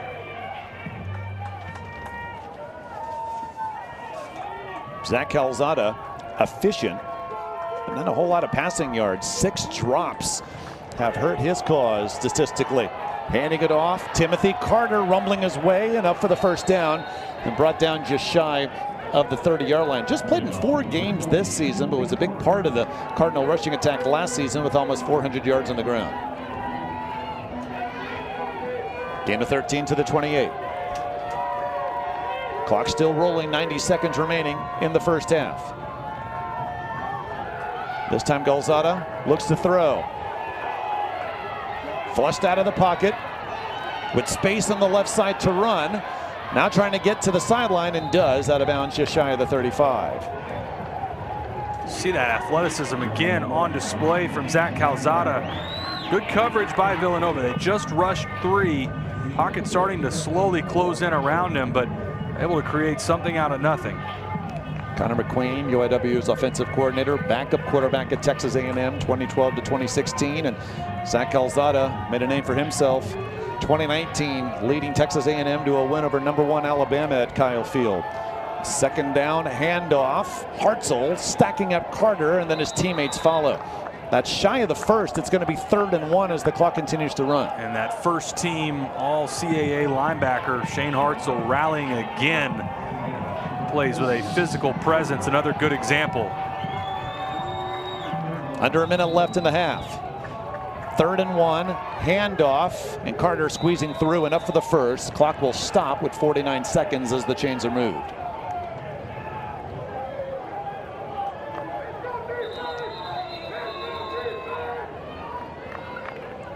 Whistles blow. Clock stop, 44 seconds remaining in the first half. Did Villanova call timeout? I'm not aware of UIW calling timeout as our Big Sky officiating crew talks this over. This Villanova defense. Please reset the game clock to 51 seconds. 51. And it will start on my ready for play and whistle. 7 seconds added to the clock. Villanova holding UIW to just 3 points. Their starting corner, Ice Waxter, missing a 2nd straight game. Their second starting corner, Tyrell Mims, out with a leg injury he suffered in the first quarter. Checking it down on 1st and 10. That's inbounds. Josh Lorick makes the grab. Under 40 seconds now in the first half. And Villanova fine right now, giving up these underneath completions. They've got 3 safeties deep right now, but UIW really no opportunity to take a shot downfield.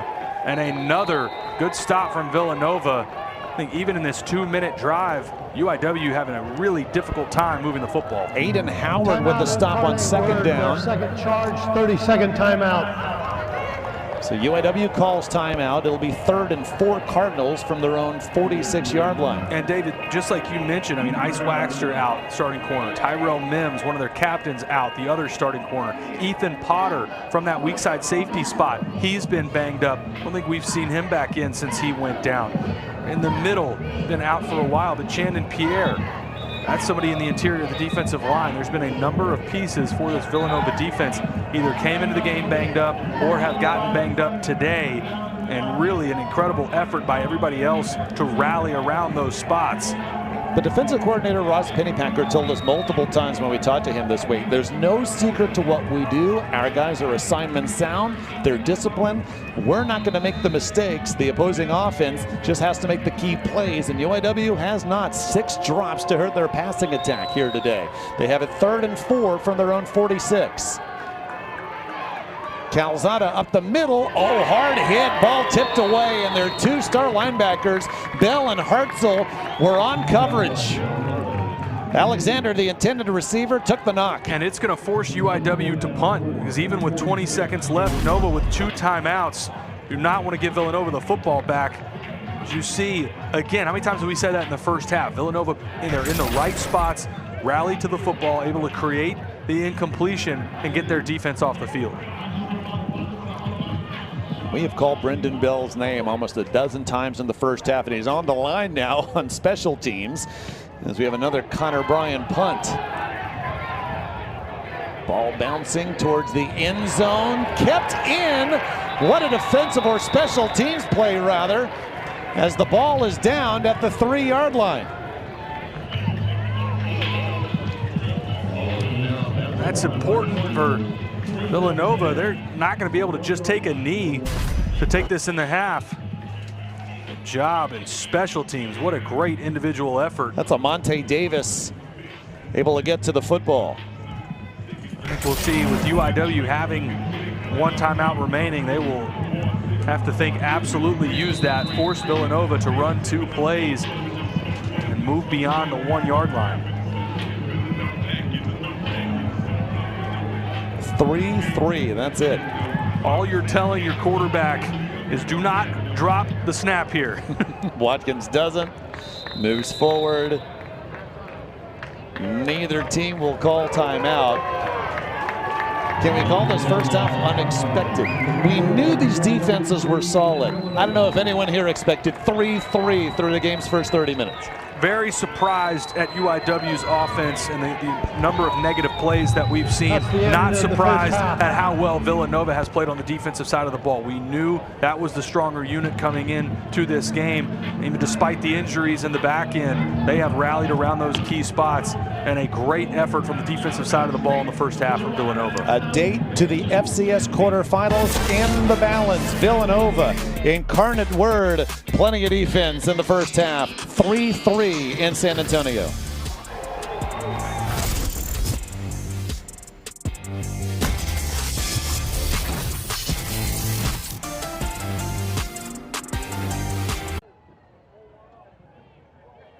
With Taylor McCarrick, I'm David Salzman from San Antonio. 3-3 tie at the half where we are, UIW and Villanova. Looks like the winner of this game will go to Brookings to take on South Dakota State, 2-time defending champs up on Montana, 21-3. Look at the other side of this, right side of the bracket, Taylor. Abilene Christian, a 14-3 lead at North Dakota State in the second quarter. The surprise there, and then also Stephen F. Austin playing well on the other side. I think Mercer, Rhode Island, it's about what we expected. And then this one here, like you mentioned, winner going to, looks like South Dakota State. But that other side, I said Stephen F. Austin, meant Tarleton State up over South Dakota right now. So a couple different potential upsets right now brewing in the playoffs. Montana State undefeated, 14-0 lead over UT Martin. But you mentioned Tarleton State, Abilene Christian, UIW, all from the state of Texas, and all with a good shot, you would say, of making it to the quarterfinals. Texas has never had 3 teams in the Final 8 ever in FCS history. Defensive struggle in the Alamo City, 3-3, UIW and Villanova.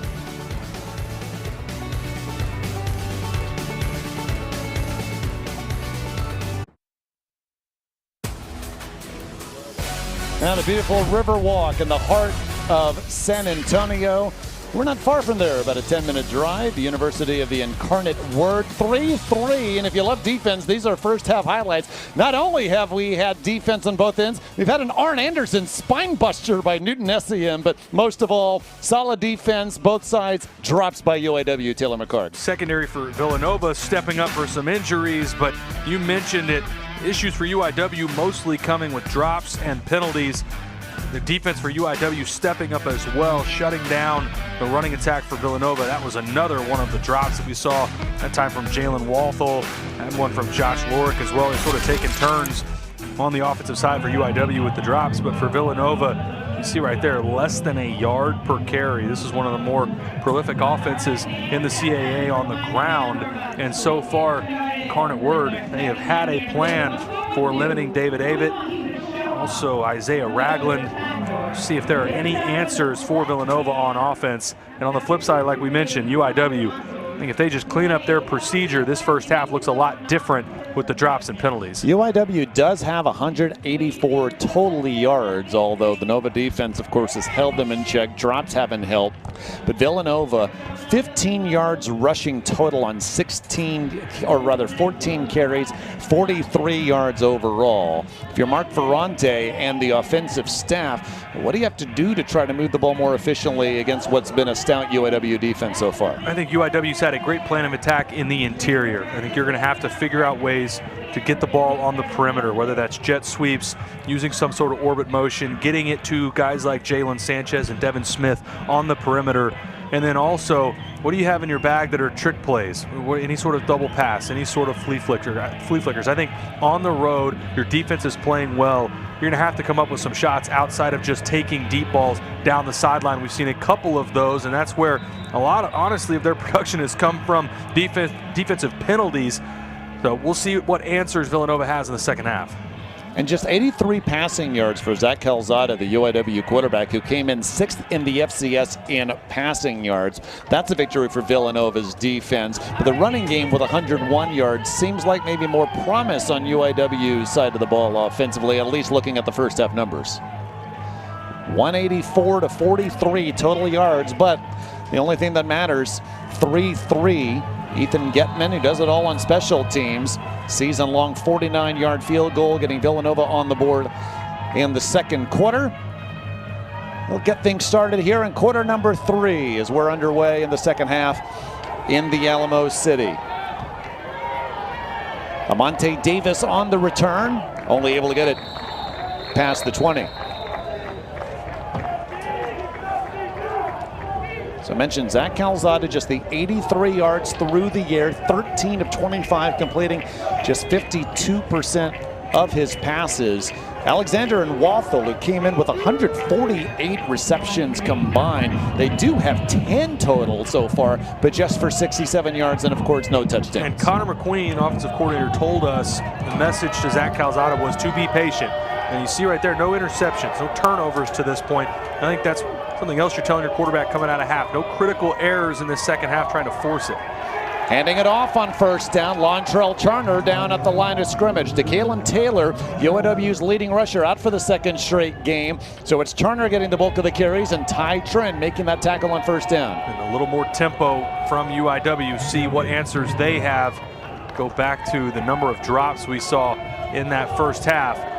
Rain, I believe, has stopped for the most part here in San Antonio. See if that plays an impact in the second half. Still brisk temperatures. We're under 50 degrees on 2nd and 10. Another handoff, and this time squeezing through. It is Turner as he's wrapped up about 3 yards shy of the first down marker. Shane Hartzell and Jalen Goodman both are on the tackle. Good job, second effort. Thought maybe this was going to be tackled right there at the edge by Ty Trent again, but able to fight forward, get this to a 3rd and short. Turner is averaging 8.5 yards a carry so far today. As you said, 3rd and short, 3rd and 3 with the first down marker at the 33. UIW just 3 of 11 on thirds in the first half.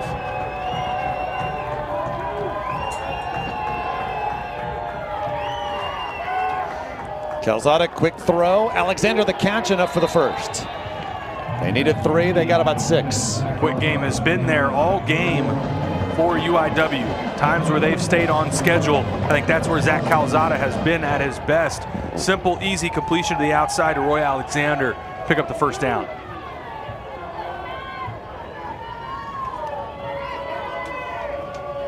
First and 10 from the 36. Another throw to Wathel. And another short gain, although Wathel, still moving forward. This won't be a short gain at all. Staying on his feet. Forward progress finally stopped. Thought it would be a gain of about 4 or 5. Instead, an 11-yard reception. 2 plays on this drive coming out of half where we've seen UIW fight for additional yardage. This was another one. If he's tackled right here, 2-yard gain, but able to make Shane Hartzell miss in the open field and fights to pick up the first down. Another quick throw, another catch. UIW now in Villanova territory. They'll have it at the 46-yard line after the grab by Jackson Lowe. And this goes back to that patience for UIW. Short chunk plays, able to stay ahead of the sticks. No negative plays to this point in the drive. Calzada looking to go deep this time, now pressured. And he just heaves it up in the air. It did not get close to the line of scrimmage. There was one receiver running back to the football who was Wathel. I gotta believe this is intentional grounding, and now the flag is down. Capri Martin on the coverage, or rather on the pressure. Intentional grounding, number 10 of the offense. Lost him down at the spot of the pass. Third down. Just holding it on too long? I gave him the announcer jinx right when I said there wasn't a negative play to this point in the drive. Pressure in the interior. Good job staying after the quarterback by Capri Martin. Watch where the ball lands. Does not get past the line of scrimmage. Not a receiver in the area. David, you were all over it. That's an easy call. And what's been the killer, one of the killers for UIW to this point in the game, penalties, rears its ugly head again. And with that loss of down, now 3rd and a mile. First down markers at the Villanova 43. Calzada, no chance. Turner wrapped up right away by Aiden Howard. So that was the story in the first half.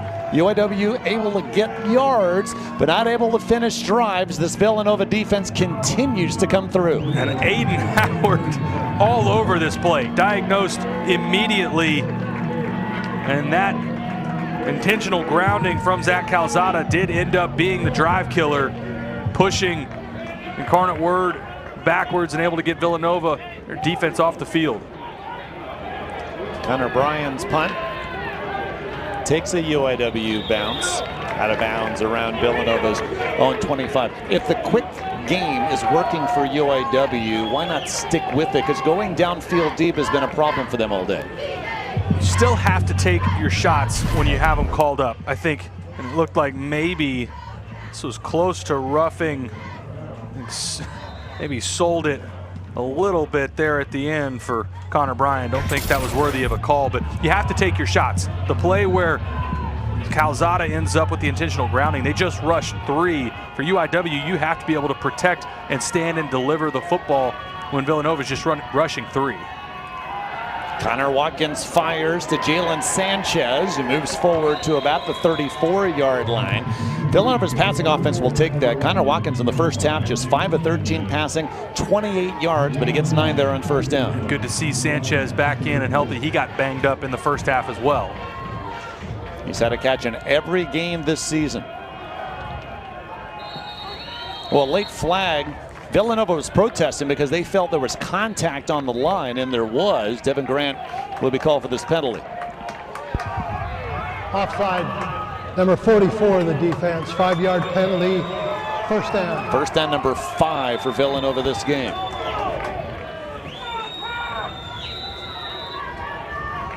You mentioned the penalties have hurt UIW today. That is their 8th. First set of downs, Nova from their own 39. David Abbott, the CAA Offensive Rookie of the Year in the backfield. Instead, another quick throw, just like UAW did to begin their last drive. Nova will take these gains on first down. Lucas Kopecki, graduate from Rocky Hill, New Jersey, with the catch. This is his first year with Nova football. He spent 4 years with the men's lacrosse team. Started number 7 on the depth chart in the fall. He has a reception in every game on the football field for Villanova this year. Sure-handed and has built up trust with Connor Watkins. Part of that is being in the right place at the right time. He gets 8 on the first down grab, now 2nd and 2. Watkins wants to throw again. Another catch, Kopecky. Passing game just 28 yards in the first half, moving down the field. They're past the UIW 40. And taking advantage of Declan Williams, who is defensive end, the rush end. They'll drop him into coverage, and that's exactly what happens. You've got a mismatch with Lucas Kopecky on 0, Declan Williams, and the first real momentum we've seen from Villanova on offense. Going back to the second quarter, Connor Watkins has completed his last 5 passes. From the UIW 38. Abbott couldn't squeeze through. Mason Chambers, one of the Cardinals there on the stop, the Iowa State transfer, UIW's leading tackler. And Declan Williams in as well. I think UIW's had a great plan for setting edges, not letting David Abbott bounce to the perimeter, try to run it to the short side, but Declan Williams was all over it. Loss of 1, back to the 39.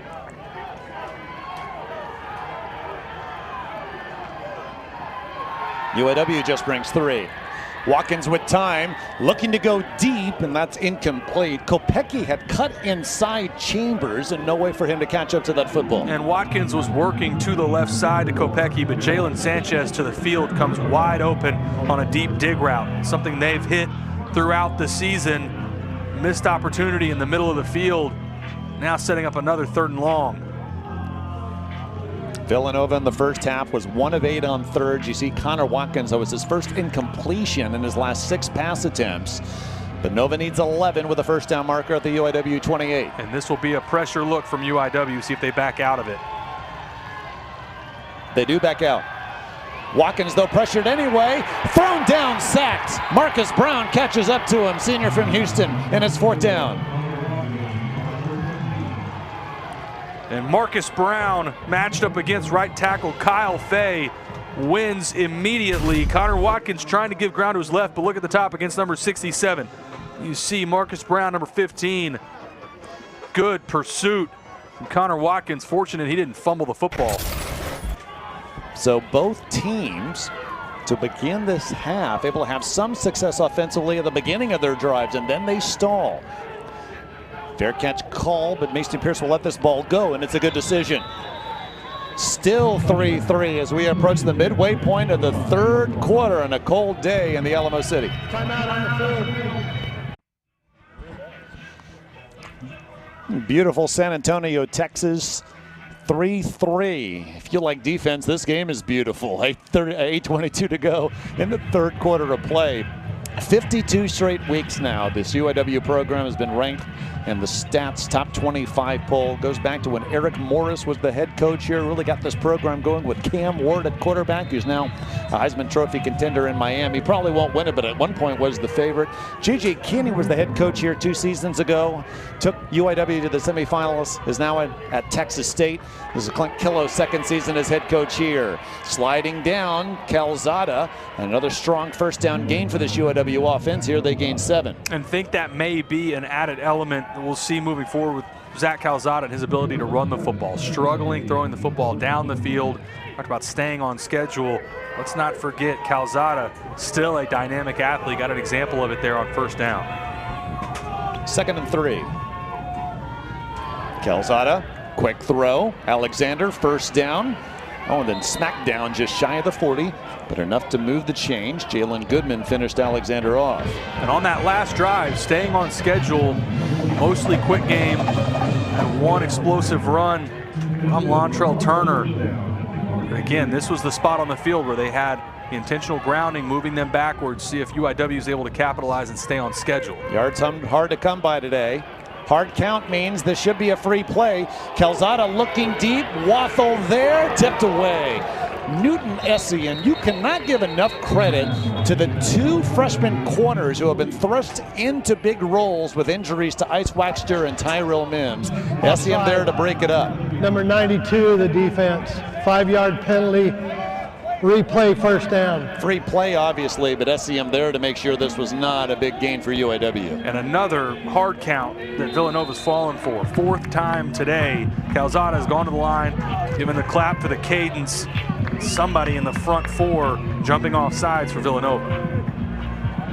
Ball moved up to the 44, now 1st and 5. The winner gets either South Dakota State or Montana. Looks like it'll be the Jackrabbits, the 2-time defending champs.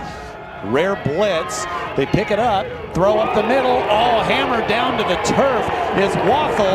That incomplete. I think he actually was losing control of the football before that big hit by Ethan Potter. And that's another guy for Villanova. If you're a Nova fan, happy to see Ethan Potter back in. He was banged up. I thought Calzada could have gotten rid of the ball earlier. Right now, it's a little bit late, and that's what allows Ethan Potter to rally to the football.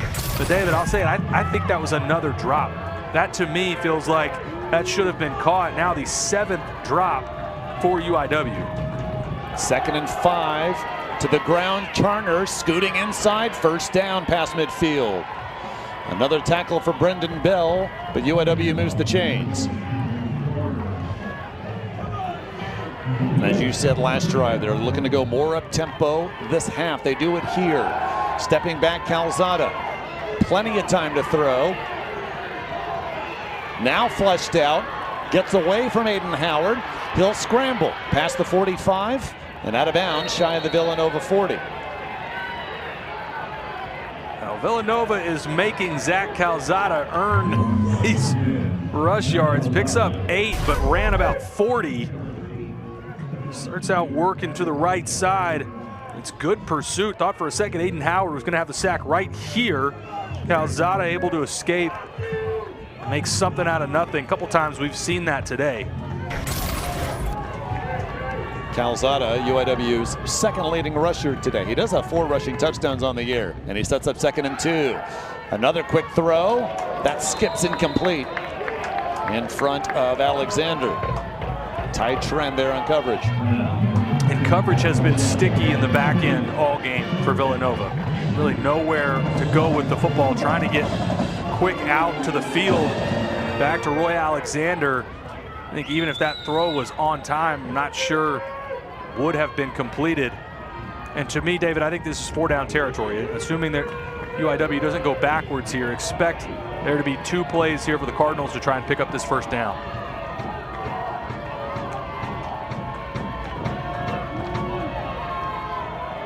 Handing it off, Carter, 1st down.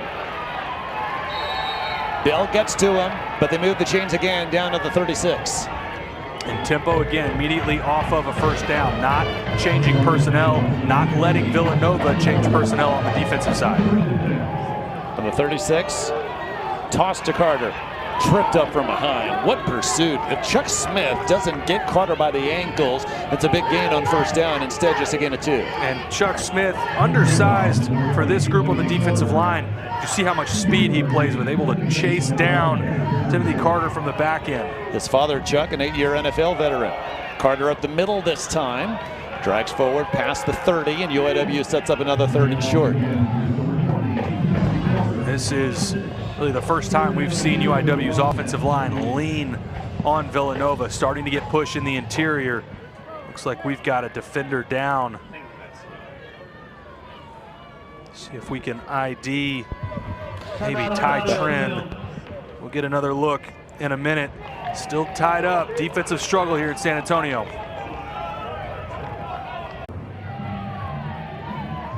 UAW getting set for 3rd and 2 from the Villanova 28. And Taylor McCarrick, every time UAW has been able to move the ball downfield, Ross Pennypacker's defense has had an answer. And the only trip that UIW's had in the red zone first part of this game looked like UIW was driving in to score a touchdown. Brendan Bell created that negative play, ended up forcing a UIW field goal. And this is the spot that they tend to tighten up. This is a big 3rd down play for Villanova. Again, right on that edge of the range for Brad Peacock. Ball on the 28. UAW needs the 26. 3-all. Approaching 5 minutes to go in the 3rd. Lontrell Turner tripped up right at the line of scrimmage. In fact, it's a loss of 1. Villanova's defense steps up again on 3rd down. Christian Sapp, the backup weak safety, with the tackle. And I don't think there was any question if they had picked up anything UIW was going for. It looks like they will anyway. Kick it from here. This would be about a 46-yard field goal. In this weather with cracked peacocks, range long is only 41. Not surprised for UIW going for it. Quickly to the line, 4th and 3. Direct snap, trying to get to the edge. Alexander not even close. Villanova, another defensive stop in their own territory. And Chuck Smith blew this play up from the very beginning. 97 from the defensive line spot. Doesn't make the tackle, but he forces everything to go wide by winning at the point of attack. Everybody else rallies to the football. Great job again by this Villanova defense answering the bell, and this back and forth game continues.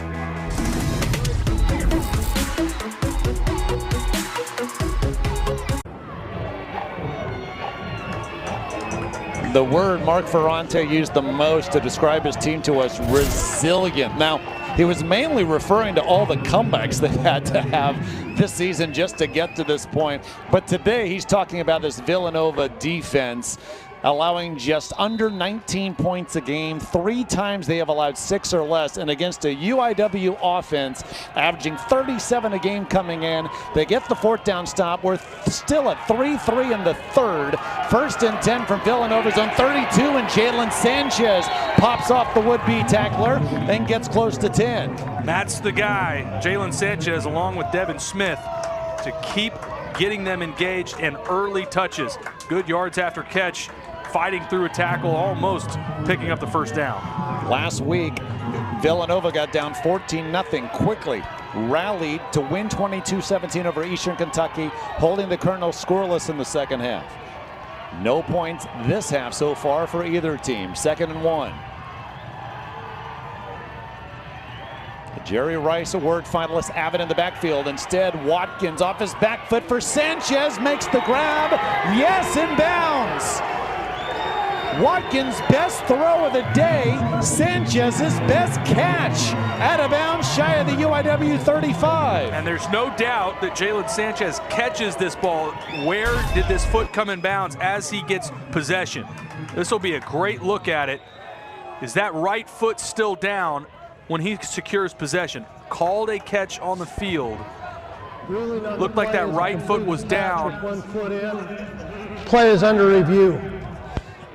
Does the foot come up just before he has possession of that football, Taylor? And again, called a catch on the field. Is there anything there to say he didn't have possession when that right foot was on the ground? There's no doubt, and I don't think any question of possession of the football. Didn't bobble it once he went out of bounds, didn't go to the ground. This is all going to come down to where that right foot was. Get another look at it right here. Watch that right foot as he has possession. It's tough there because he's got one of his teammates, looks like Chuck Smith. Chuck Smith doing some downfield blocking on his behalf. But Jalen Sanchez, a great play, and you said it, best throw of the day from Connor Watkins. After reviewing the play, the ruling on the field is confirmed.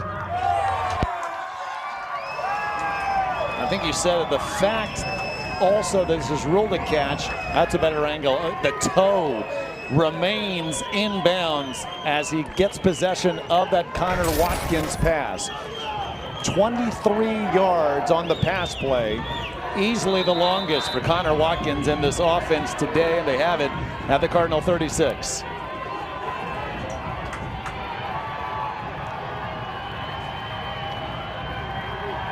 Watkins wants to throw again. Going deep again, this time winning Kopecky and out of his reach. Some contact downfield from A.J. Tisdale. I think Kopecky ran right into Tisdale. And we've seen throughout this game between Tisdale and Tuimi on the outside, physical corner play. Had a couple pass interference go against UIW. That time, no call. Watkins offensive coordinator Chris Bowden says, I'd be okay if Connor Watkins called the whole offense from the field. He has that much faith in him. He's helped move Villanova downfield, but now 2nd and 10 from the Cardinal 36. Early movement on the right side of the line. They'll get Kyle Fay from that right tackle spot. False start, number 67 of the offense, 5-yard penalty. It's still second down. And David, you're seeing Connor Watkins in this offense repeatedly go to the false cadence, making those offensive linemen sit in there, have to hold their water. Over time, that's where you start to see linemen get impatient. The front's moving around in a number of false starts, really on both sides for each offense. 3 freshmen starting on the offensive line for Chris Bowden's offense, and Jake Bakar, the all-conference center, out today. Walk-on Quinn Whalen has been the center. Catch made on 2nd and long. Out of bounds is Kenyon Miles, first catch for the sophomore. And a big play here on 3rd down. Even if you don't pick up the 1st down, getting something here for Ethan Getman, who again, 49-yarder earlier in the game. That was his long for the season, and he drilled it. I think if you're Villanova, picking up anything here, obviously you'd love a 1st down, but getting this to more manageable attempt for Ethan Getman is the priority. 3rd and 8. Blitz. Watkins to the sideline, too high. Wanting Sanchez. UIW set up 4th down. Tisdale on coverage. And all hitches to the outside in man coverage. Really not the route that you want versus that coverage. Seen some shallow crosses for both sides. Thought maybe that's where Villanova would either go back there, potentially a double move, but I mean, not picking up anything there. Too far in the outskirts of the range for Ethan Getman. And actually, we'll see here, thought maybe it was going to be the punt team, but they are going to let Ethan Getman try to kick this. He comes on late. Play clock is already at 6. His 49-yarder earlier today, a season high. This from 51. He does it again. Villanova leads for the first time.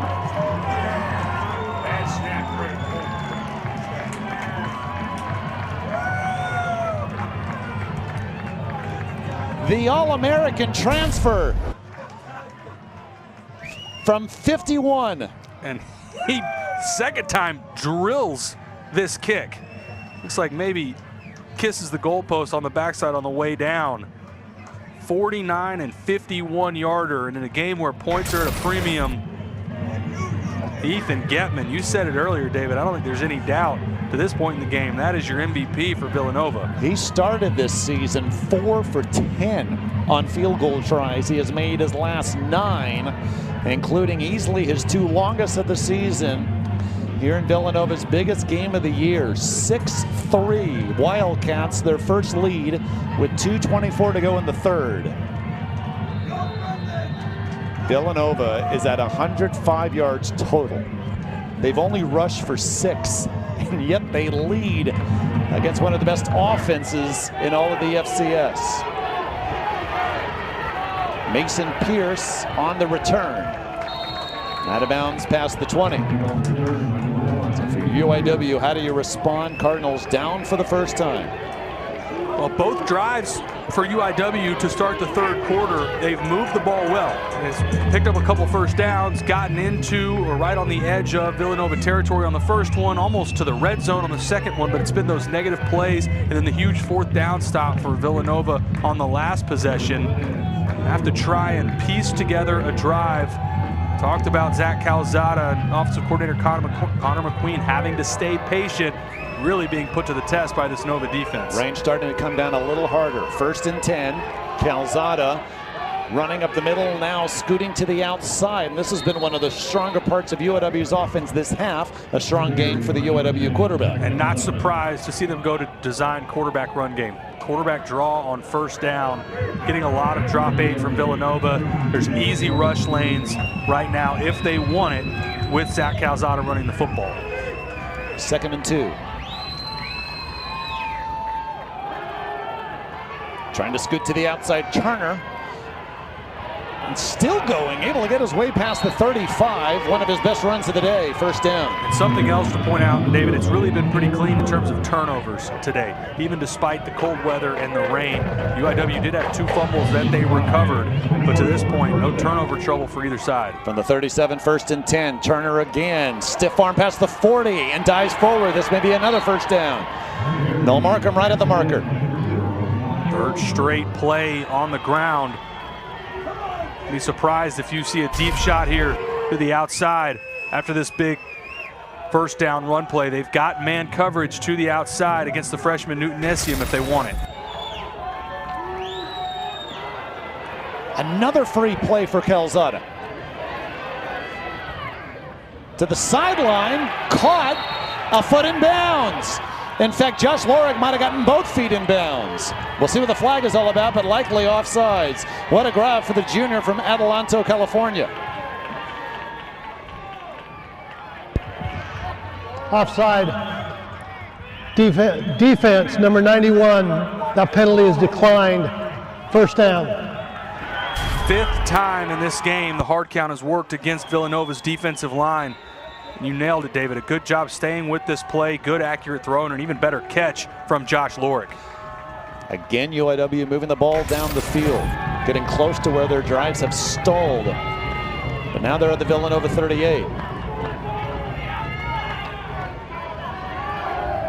Calzada fakes the quick throw, space to his left. First down and more, into the red zone and still on his feet past the 15. Tried to go to the field. Quick game. It's not there. The rest of this, take a look, goes to the field side. It's not there. Tucks it. The rest of this good individual effort from Zach Calzada and another defender down. Looks like Zamir Dawood, the third corner. Already talked about Ice Waxter and Tyrell Mims, both banged up. This would be a huge injury for the secondary for Nova. 24 yards on the carry, or rather the keeper for Calzada. And there is Dawood, a freshman from North Brunswick, New Jersey. And you said it, Ice Waxter missing a second straight game. Their best corner, in fact, had accepted an invite to the Hula Bowl, Tyrell Mims. First quarter leg injury, we have not seen him since. And so it's been Dawood and Newton Essium, two freshmen at corners who have played so well. Dawood helped up and gingerly will be held back all the way down to the Villanova sideline. It's been a physical game. Cold, temperature has not hit 50, rain starting to fall a little harder, and a defensive struggle in the fight to take on South Dakota State in the quarters. I say that with South Dakota State leading Montana 34-3. Winner of this game will head to Brookings to take on the two-time defending national champs, and whoever wins this one would have earned it in this defensive tussle.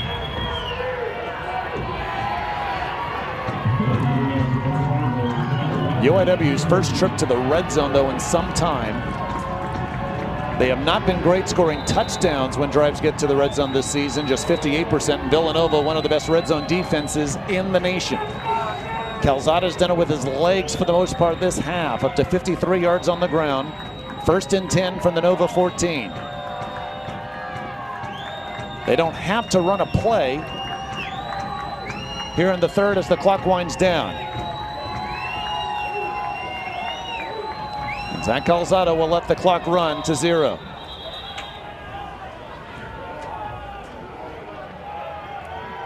First meeting ever between Villanova and Incarnate Word.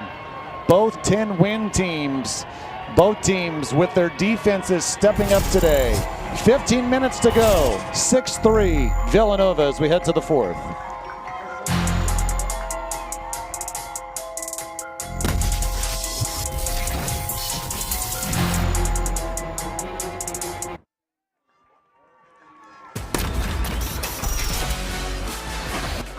NCAA FCS championship coverage continues. Quarterfinal action next Friday and Saturday on the ESPN family of networks. For more information, visit ncaa.com, the home for all 90 NCAA championships. With Taylor McCarg, I'm David Salzman. 6-3 Villanova. We're about to start the fourth, and this is where the Wildcats have been at their best.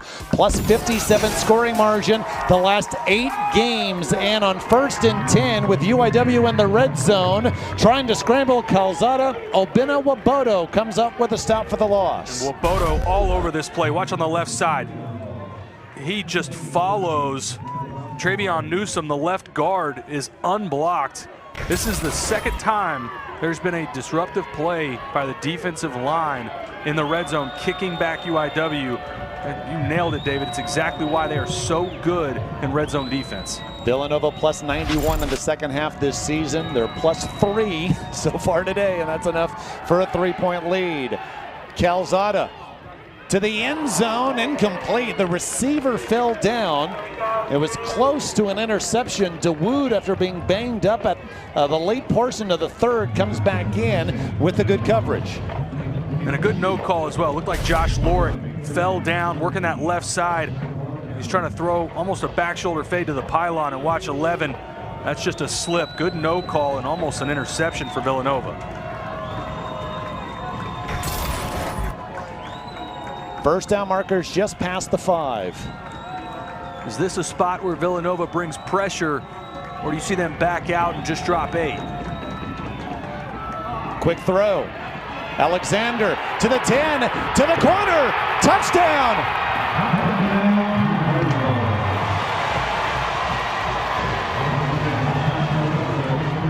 Roy Alexander gives UIW the lead, his 12th touchdown catch of the season, and it was all yards after the catch for the graduate from Fort Myers, Florida. An offense that's been bottled up all game, finally some yards after catch. Good job blocking on the perimeter. Alexander makes one miss, the rest of this speed to the pylon, and the first touchdown of the game for either side here in San Antonio.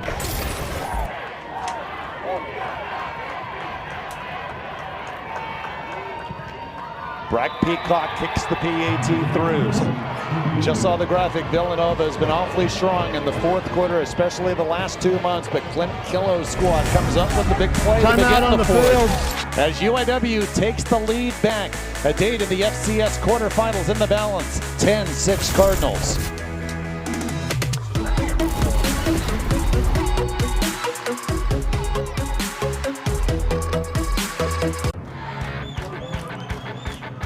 $16 teams left in the FCS playoffs, and on the right side of the bracket, UIW taking the lead. Winner likely gets South Dakota State in Brookings, South Dakota next week. North Dakota State's rallied from 14-3 down to take a halftime lead over Abilene Christian. Mercer 14-10 lead over Rhode Island. That game in the fourth quarter in Georgia. Here we finally get our first touchdown. Zach Calzada to Roy Alexander. 12th time they've hooked up for a TD this season. And the Cardinals are on top 10-6. A squib kick this time and fumble by Villanova, yet picked up. And they'll have field position just inside their own 30. Still 14:04 to go in the fourth quarter. On the other side of the bracket, our top seed, Montana State, undefeated so far, no problem with Tennessee Martin, a 28-10 halftime lead. Winner gets either Idaho or Lehigh. UC Davis, Illinois State tied in the first, and Tarleton State from Stephenville, Texas, a 21-14 lead in Vermilion over South Dakota at the break. Connor Watkins had his best drive of the day, moving the ball downfield. The last time Villanova had the football, ended in a 51-yard field goal by Ethan Getman, Villanova's longest since 1999. Now Villanova needs to respond with at least a score sometime this quarter, and it's Watkins on the scramble. Past the 40, and a first down run, out of bounds shy of the 45. We've seen Calzada use his legs in the second half. First time we've really seen Connor Watkins all game create an explosive play on the ground, and that was a great play to kickstart this drive. Best offensive drive of the game. Last possession for Villanova. Leaned on a lot of Jalen Sanchez down the field. That's easily the longest run for Villanova today, 16 yards. From the 44, Watkins fires, incomplete. Turned around, Dev Smith, and it's 2nd and 10. Trying to hit more quick game, get the drive going. UIW is playing a little bit of off coverage. Felt like maybe just an inaccurate throw from Connor Watkins. If he had put that on the right shoulder, I think that's a catch from Dev Smith. You see how often Watkins is going to the air now. Before that 16-yard run, Villanova had 6 rushing yards in the game. 2nd and 10.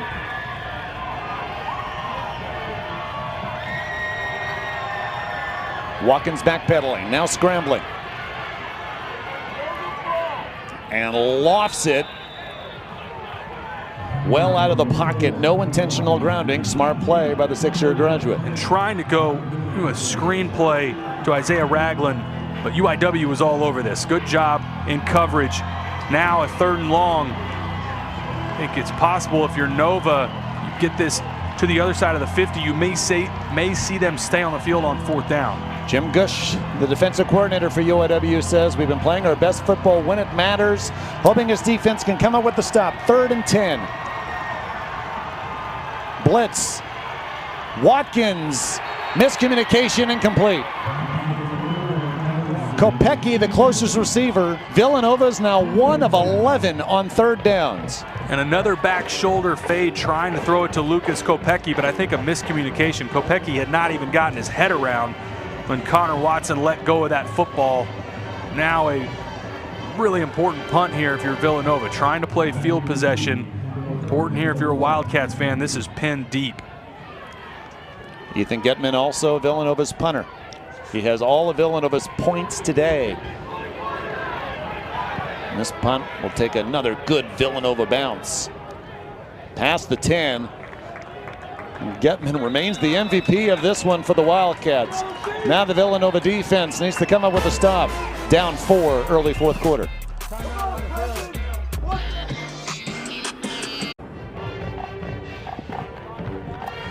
Incarnate were the 10-6 lead. They were held without a touchdown until their last drive. Zach Calzada, 17-yard touchdown pass to Roy Alexander. They capped a 77-yard touchdown drive for UIW. Taylor McCarr Cardinals about to get the ball back, but from their own 7. What can they do to continue the recent success they've had offensively? Well, staying out of their own way, right? The first half and even most of the 3rd quarter, I think it was the negative plays, it was the penalties. We saw on that last drive, no penalties on that possession, staying ahead of schedule. If nothing else, your UIW here, you need a couple 1st downs, flip this field, get out of the shadow of your own end zone. Calzada's numbers today modest, 20 of 35 passing for 150, but no interceptions. UIW has fumbled the ball twice, but they have not committed a turnover. From deep in their own territory, Tim Carter only able to get about a yard on 1st down. If you're Nova, this drive's so important, having UIW backed up. Also, with a little bit of breeze that we do have today, this would be UIW punting back in that direction. And Connor Bryan, his stats, the UIW punter, not great coming in, just 36 yards a punt. He's around that average so far today. 2nd down 9. Calzada, in trouble, but is able to get it away. And with plenty of space in front of him, it is Waffle. Past the 40, lost the football, Villanova recovers.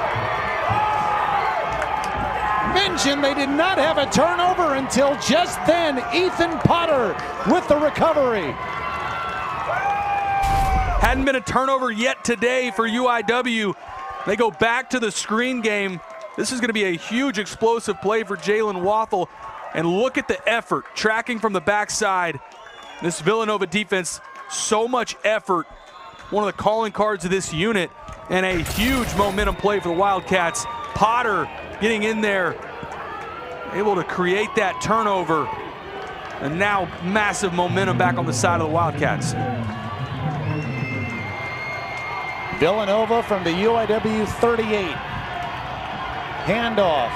Avid, his biggest gain of the day on the ground. CAA Offensive Rookie of the Year gets 10 before the Mason Chambers tackle. Last possession, the explosive run from Watkins, this time off the right side, blocked up well. Good job on the perimeter from James Weldy, the tight end. Watch 89 seal that right side. Now momentum firmly on the side of Villanova. From the 28, 1st and 10.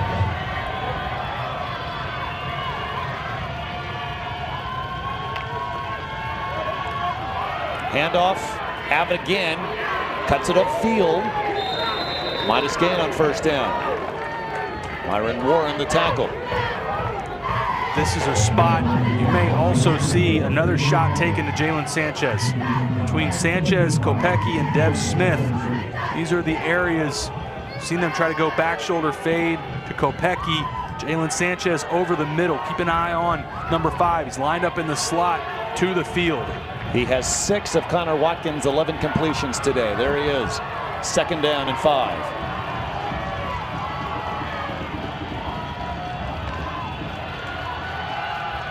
Watkins finds Dev Smith. slides down. They'll mark him just shy of the first down marker with Tisdale on coverage. And Watkins showing off that arm strength. I know that's just a hitch, but all the way to the field. This is a guy Watkins described by this staff. Offensive coordinator Chris Bowden said maybe the strongest arm we've ever had come through Villanova.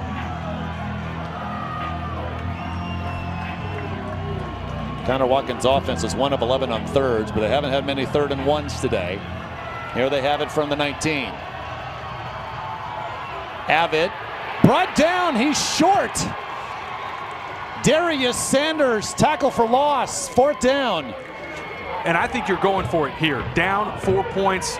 These trips to the red zone have been at a premium. You don't know how many opportunities you're going to have. Watch the right side for UIW collapse this down. Great job in pursuit from Darius Sanders, but I like the decision here. Wouldn't be surprised if you go heavy hard count, but regardless, if I'm Villanova, I'm running a play here. 4th and a long one. Watkins, keeper, not close. Back-to-back tackles for loss by this UIW defense. It's Dune Smith, graduate from Miami, Florida, leading to the turnover on downs. And UIW sold out to stop the run. Huge play to get off the field after giving up the turnover on the other side.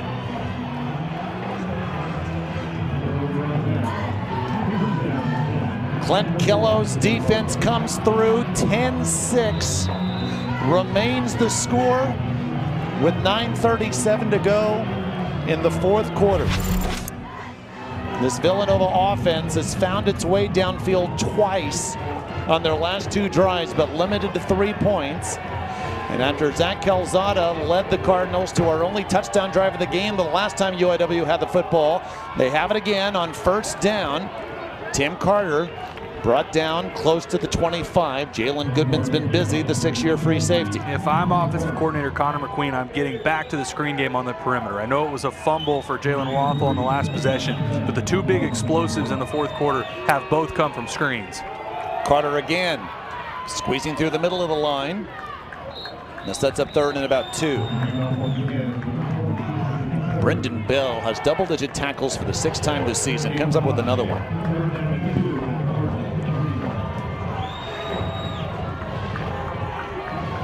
3rd and 2.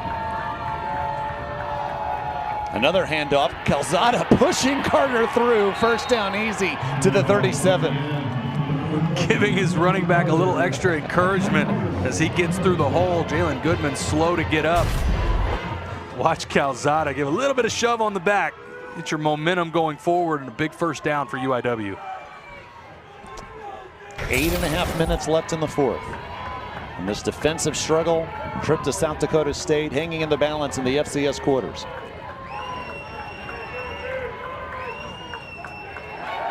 Calzada, deep drop. Now scrambling. Gets away from the first man, has positive yards and more. 1st down into Villanova territory. And past the Nova 40 out of bounds. For as much as he's done with his arm the last couple of drives, those legs I think have been more valuable. Just a 2-man route concept. It's not open downfield. And again, working, feels like these explosive runs have gone to his left. And if you're Villanova, pulling your hair out, feel like you're all around Zach Calzada, but not able to get him to the ground. 26 yards on the scramble. Now 1st and 10 from the Nova 36.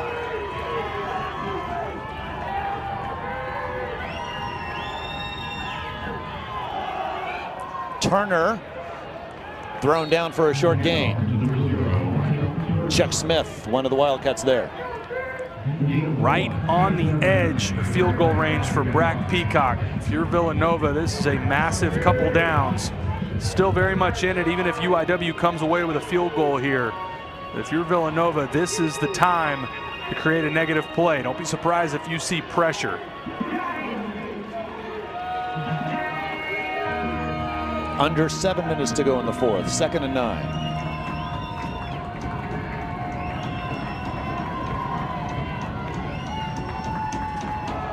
Turner cuts to the outside, now back inside, 1st down.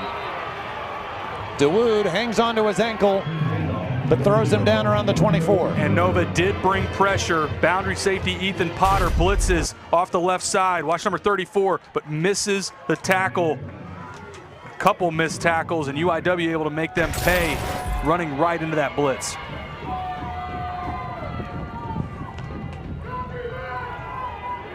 Calzada keeping it this time, chased past the 20, takes a lick by Bill, but gets about 4. Now right at the 20-yard line. Remember, this is the 3rd best red zone defense in all of college football, the best red zone defense in the CAA. And now more than ever, if you're Villanova, this is the time to bow up. Field goal still keeps it as a 1-score game, but with under 6 minutes now, a touchdown. As poor as Villanova's offense has been today, it is paramount here for Nova that they get a stop. 2nd and 6.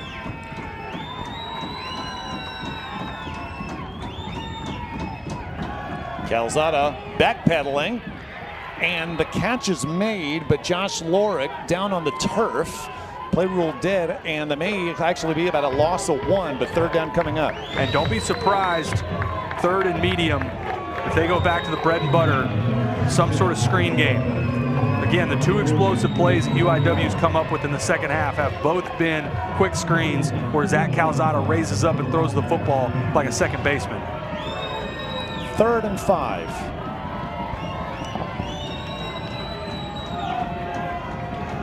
This will be a blitz from Villanova. Play clock down to 5. Flag down.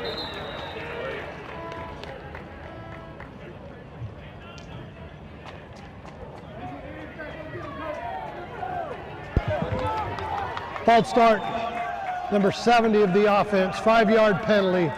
It's still 3rd down. Trevion Newsom, the left guard, called for the penalty, and this sets up 3rd and 10. And Nova had all the bodies close to the line of scrimmage, clearly bringing pressure, and that the false start from Trevion Newsom. Now, do they back out of it? Remember, Zach Calzada's legs have been the killer for Nova's defense in the second half. So many big plays with Calzada running the football.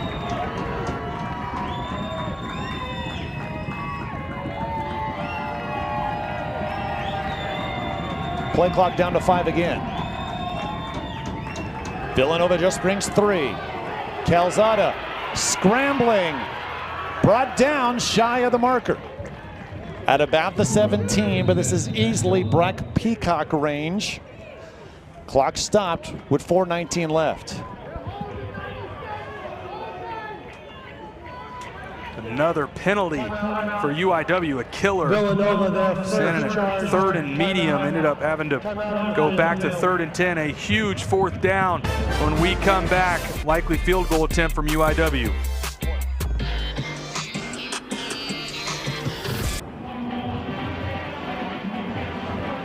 You see number 46, that is Breck Peacock, the UIW kicker. It does look like Clint Killow wants his team to put 3 points on the board, which would put them up 7. And of course, UIW's defense has not allowed a touchdown all day long, Taylor McCart. I think this is the right decision, and for as well as your defense is playing, and for UIW, Villanova needs a touchdown either way. Agree with this decision, try and take the 3 points. That 23-yard field goal Peacock made earlier today in the second quarter. More pressure here with 4:19 to go in the 4th. With a berth in the FCS quarterfinals on the line. This attempt from 34. And Peacock punches it through. The last 10 points for Clint Killow's Cardinals, 13-6 Incarnate Word, 4:14 to go in the 4th quarter. And a big answer after getting that stop on 4th down. A couple big plays to get it in a field goal range. The penalty, a killer again in the red zone. But coming away with points there, Villanova was going to need a touchdown regardless, extending this to a 7-point lead. As well as your defense has played, that was a huge possession for UIW. So Mark Ferrante's Villanova Wildcats, 2 timeouts remaining, 4:14 to go in the 4th. A Villanova team that has really not had one, well, really just one explosive play today. That was the pass to Jalen Sanchez, a great grab, getting a foot in bounds back in the third quarter. But besides that, it has had to be methodical in terms of Villanova's offense moving the ball downfield. Connor Watkins had a scramble on the last possession. That was a big play. Also saw David Avett get to the outside for really his only big run of the day. 4:14, 2 timeouts, still plenty of time to go through their full process. Don't need to go up tempo or 2 minute yet. Another squib from Rigas, bobbled. And finally from the 8, this works out very well for UIW. Villanova is going to need to go 90 yards for a touchdown.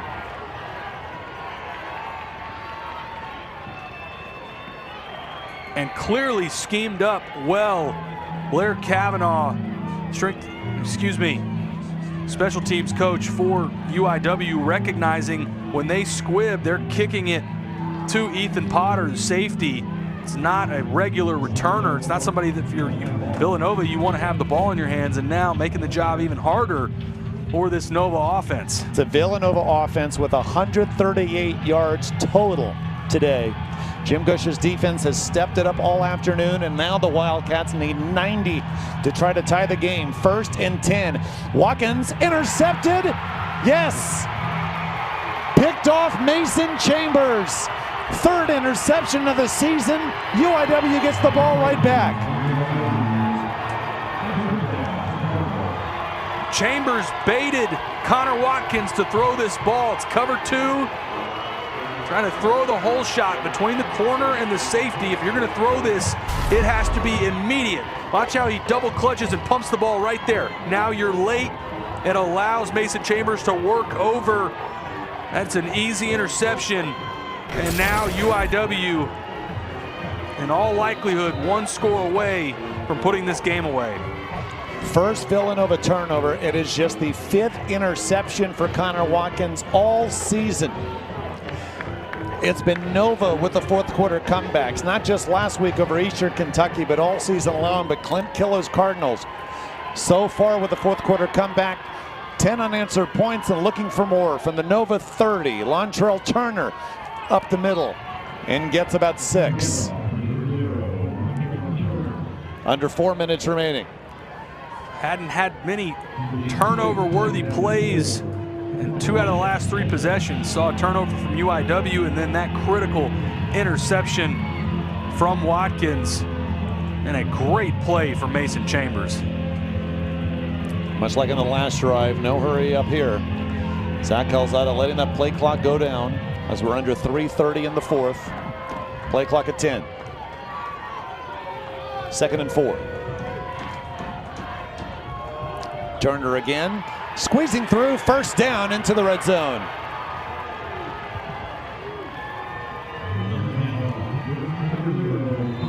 This is where now you will see Villanova go ahead and burn a timeout. Good job in the interior from Lontrell Turner, making a defender miss. But now for Villanova, they have the 1 timeout remaining. Also have that 2-minute timeout as well. UIW already in Brack Peacock field goal range, I imagine. If you're Clint Cullo and offensive coordinator Connor McQueen, why chance they keep going to the ground? I think you absolutely keep this on the ground. If nothing else, you're forcing Villanova to use that last timeout. And the way UIW's defense has played on the other side, I don't think you're risking putting this ball in the air, having any sort of negative plays. Keep this on the ground. After this gets through the timeout and 2-minute timeout, you're also telling, if you're UIW, telling any ball carrier, stay in bounds. This unlike any UIW playoff game they've ever had. They last made the playoffs in 2022. Beat Furman 41-38 in the 2nd round. Scored late to beat 2 seed Sacramento State in the quarters, 66-63. Lost to North Dakota State 35-32. They're used to shootouts here come playoff time. UIW defense has been the story, and then the offense this quarter. 10 points, wanting more, 1st and 10. From the Villanova 17, toss to Turner. Calzada's the lead block, but Turner's going to be wrapped up for a loss. Tight trend there. And now Villanova uses its final timeout with exactly 3 minutes to go. Great play from Ty Tren. because of that negative play. That is the last timeout for Villanova. Watch number 9 shed the block, make the good open field tackle on Lontrell Turner. But now for Incarnate Word, no timeouts remaining for Villanova, but where it's at on the clock, 3 minutes, they will have to run their second down and third down play before it gets to the 2-minute timeout. UAW's kicker, Brock Peacock, has been accurate this season. He's 15 for 18, but as long as just 41. And because of that loss, ball's at the 21. I mean, right now it's around 38. So Peacock doesn't have the leg that Getmere has. So important that UAW can get positive yards with what we assume are carries on the ground. Yeah, getting this back to something more manageable, although both of the field goals that Peacock has made today hasn't looked like any sort of issue with their field goal operation. Snap and hold has been sound. I don't think there's any question for UIW. The objective here as we approach the 2-minute timeout, pick up forward progress the next 2 downs, and obviously a first down ends it. First ever meeting between these two teams has been a good one. Villanova and UIW are among 6 FCS teams that have won 10 or more games in at least 3 of the past 4 seasons. They've become used to seeing both these squads play in December. Only one team will move on to take on South Dakota State, the defending champs, in the quarters next week in Brookings. Second down 14. Calzada hands it off. Turner wrapped up. This is going to be another loss. Back now to the 23. Roboto was the first Wildcat there. Remember, we have the 2-minute timeout as well as the clock runs to 45 remaining. And again, they will have to run this third down play. It looks like Roboto is down. This would be another stop and play for Villanova. Clock stops 2:37 remaining in this fourth quarter. But we'll repeat it. In terms of UIW, maybe hoping they can go for 3 on this drive. The ball's at the 23 now, so from here it'd be about a 40-yard field goal, and that's right about at Brock Peacock's season high. But now 3rd and 16 coming up with 2:37 left. And with the stop and play, also still have the 2-minute timeout. I don't think you have to keep this on the ground at this point for UIW. I think you don't be surprised if you see them go back to that screen game. Had a lot of success with Jalen Walthall, also Roy Alexander. It's good to see Roboto pop up on his own power. Looked like maybe working on it for potential cramps. So if you're thinking UIW passes the ball, just something quick, nothing fancy or risky. Yeah, nothing that allows Zach Calzada to potentially be sacked or have to scramble. And everything here, you want to make sure if you throw the football that you're burning off some of the clock.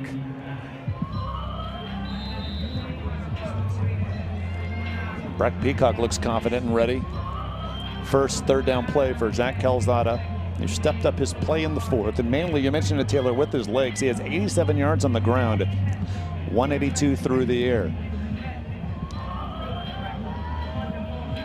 Now, because the play or the time was stopped to tend to Roboto, it now starts, and UIW does not have to get a snap off before the 2-minute timeout. And in fact, that's exactly what it looks like UIW will do. So we get it to 2 minutes, and now the timeout before this third down play. So that's huge that Roboto went down. So that allowed UIW to run this down to the 2-minute timeout. Big third down when we come back.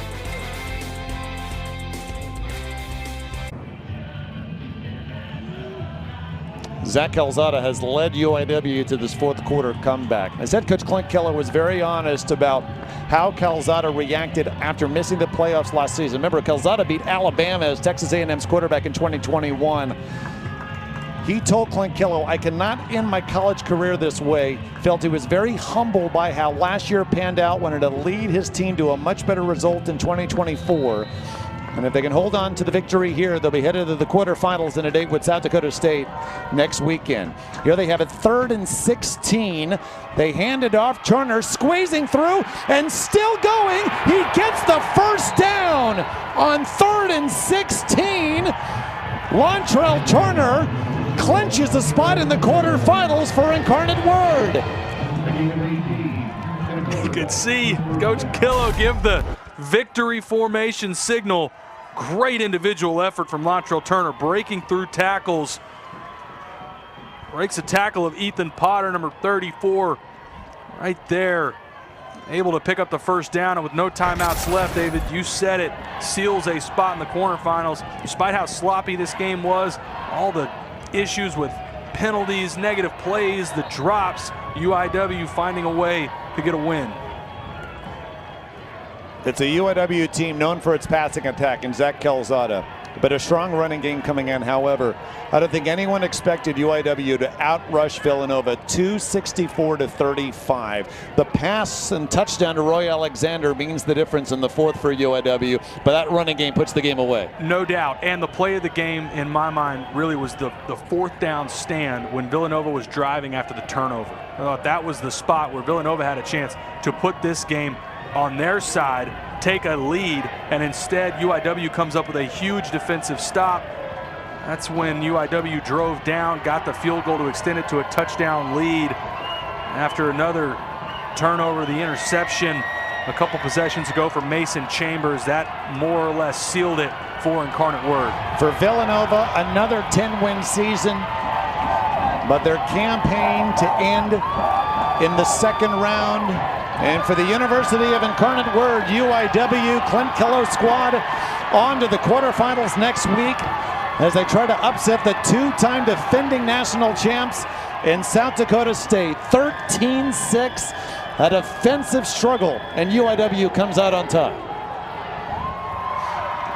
The quarterfinal matchup will be a rematch of a game earlier in the regular season. South Dakota State won that contest 45-24, but it was 31-24 at one point early in the fourth quarter. Clint Kello's squad will look to pull up the upset in the quarters in Brookings next week. 10 straight home win for UIW. They needed all 60 minutes. Zach Calzada with his arm to give UIW the lead, and the running game did the rest, plus a UIW defense that keeps Villanova out of the end zone. And how satisfying for a UIW team that, again, missed the playoffs last year, felt like they deserved to be in, had the bye, had a chance to protect home turf, saw 10th straight win here in San Antonio, and a massive second-round performance against Villanova, and a rematch on the road against South Dakota State, a team that they hung tough with for 3.5 quarters earlier in the season. So here's the bracket. South Dakota State has wrapped it up over Montana. So UIW, South Dakota State coming up next weekend. Mercer has knocked off Rhode Island 17-10. And North Dakota State, after being down 14-3, starting to pull away from Abilene Christian. Bison, the 2 seed. If they can get to the semifinals, they would host either UIW or South Dakota State in that semifinal round. All FCS championship games on the ESPN family of networks. Cold, rainy San Antonio, defensive struggle, and UIW comes out on top, 13-6 the victory over Villanova. For Taylor McCargan and our entire crew, I'm David Salzman saying so long from the Alamo City. This has been a presentation of the NCAA and ESPN.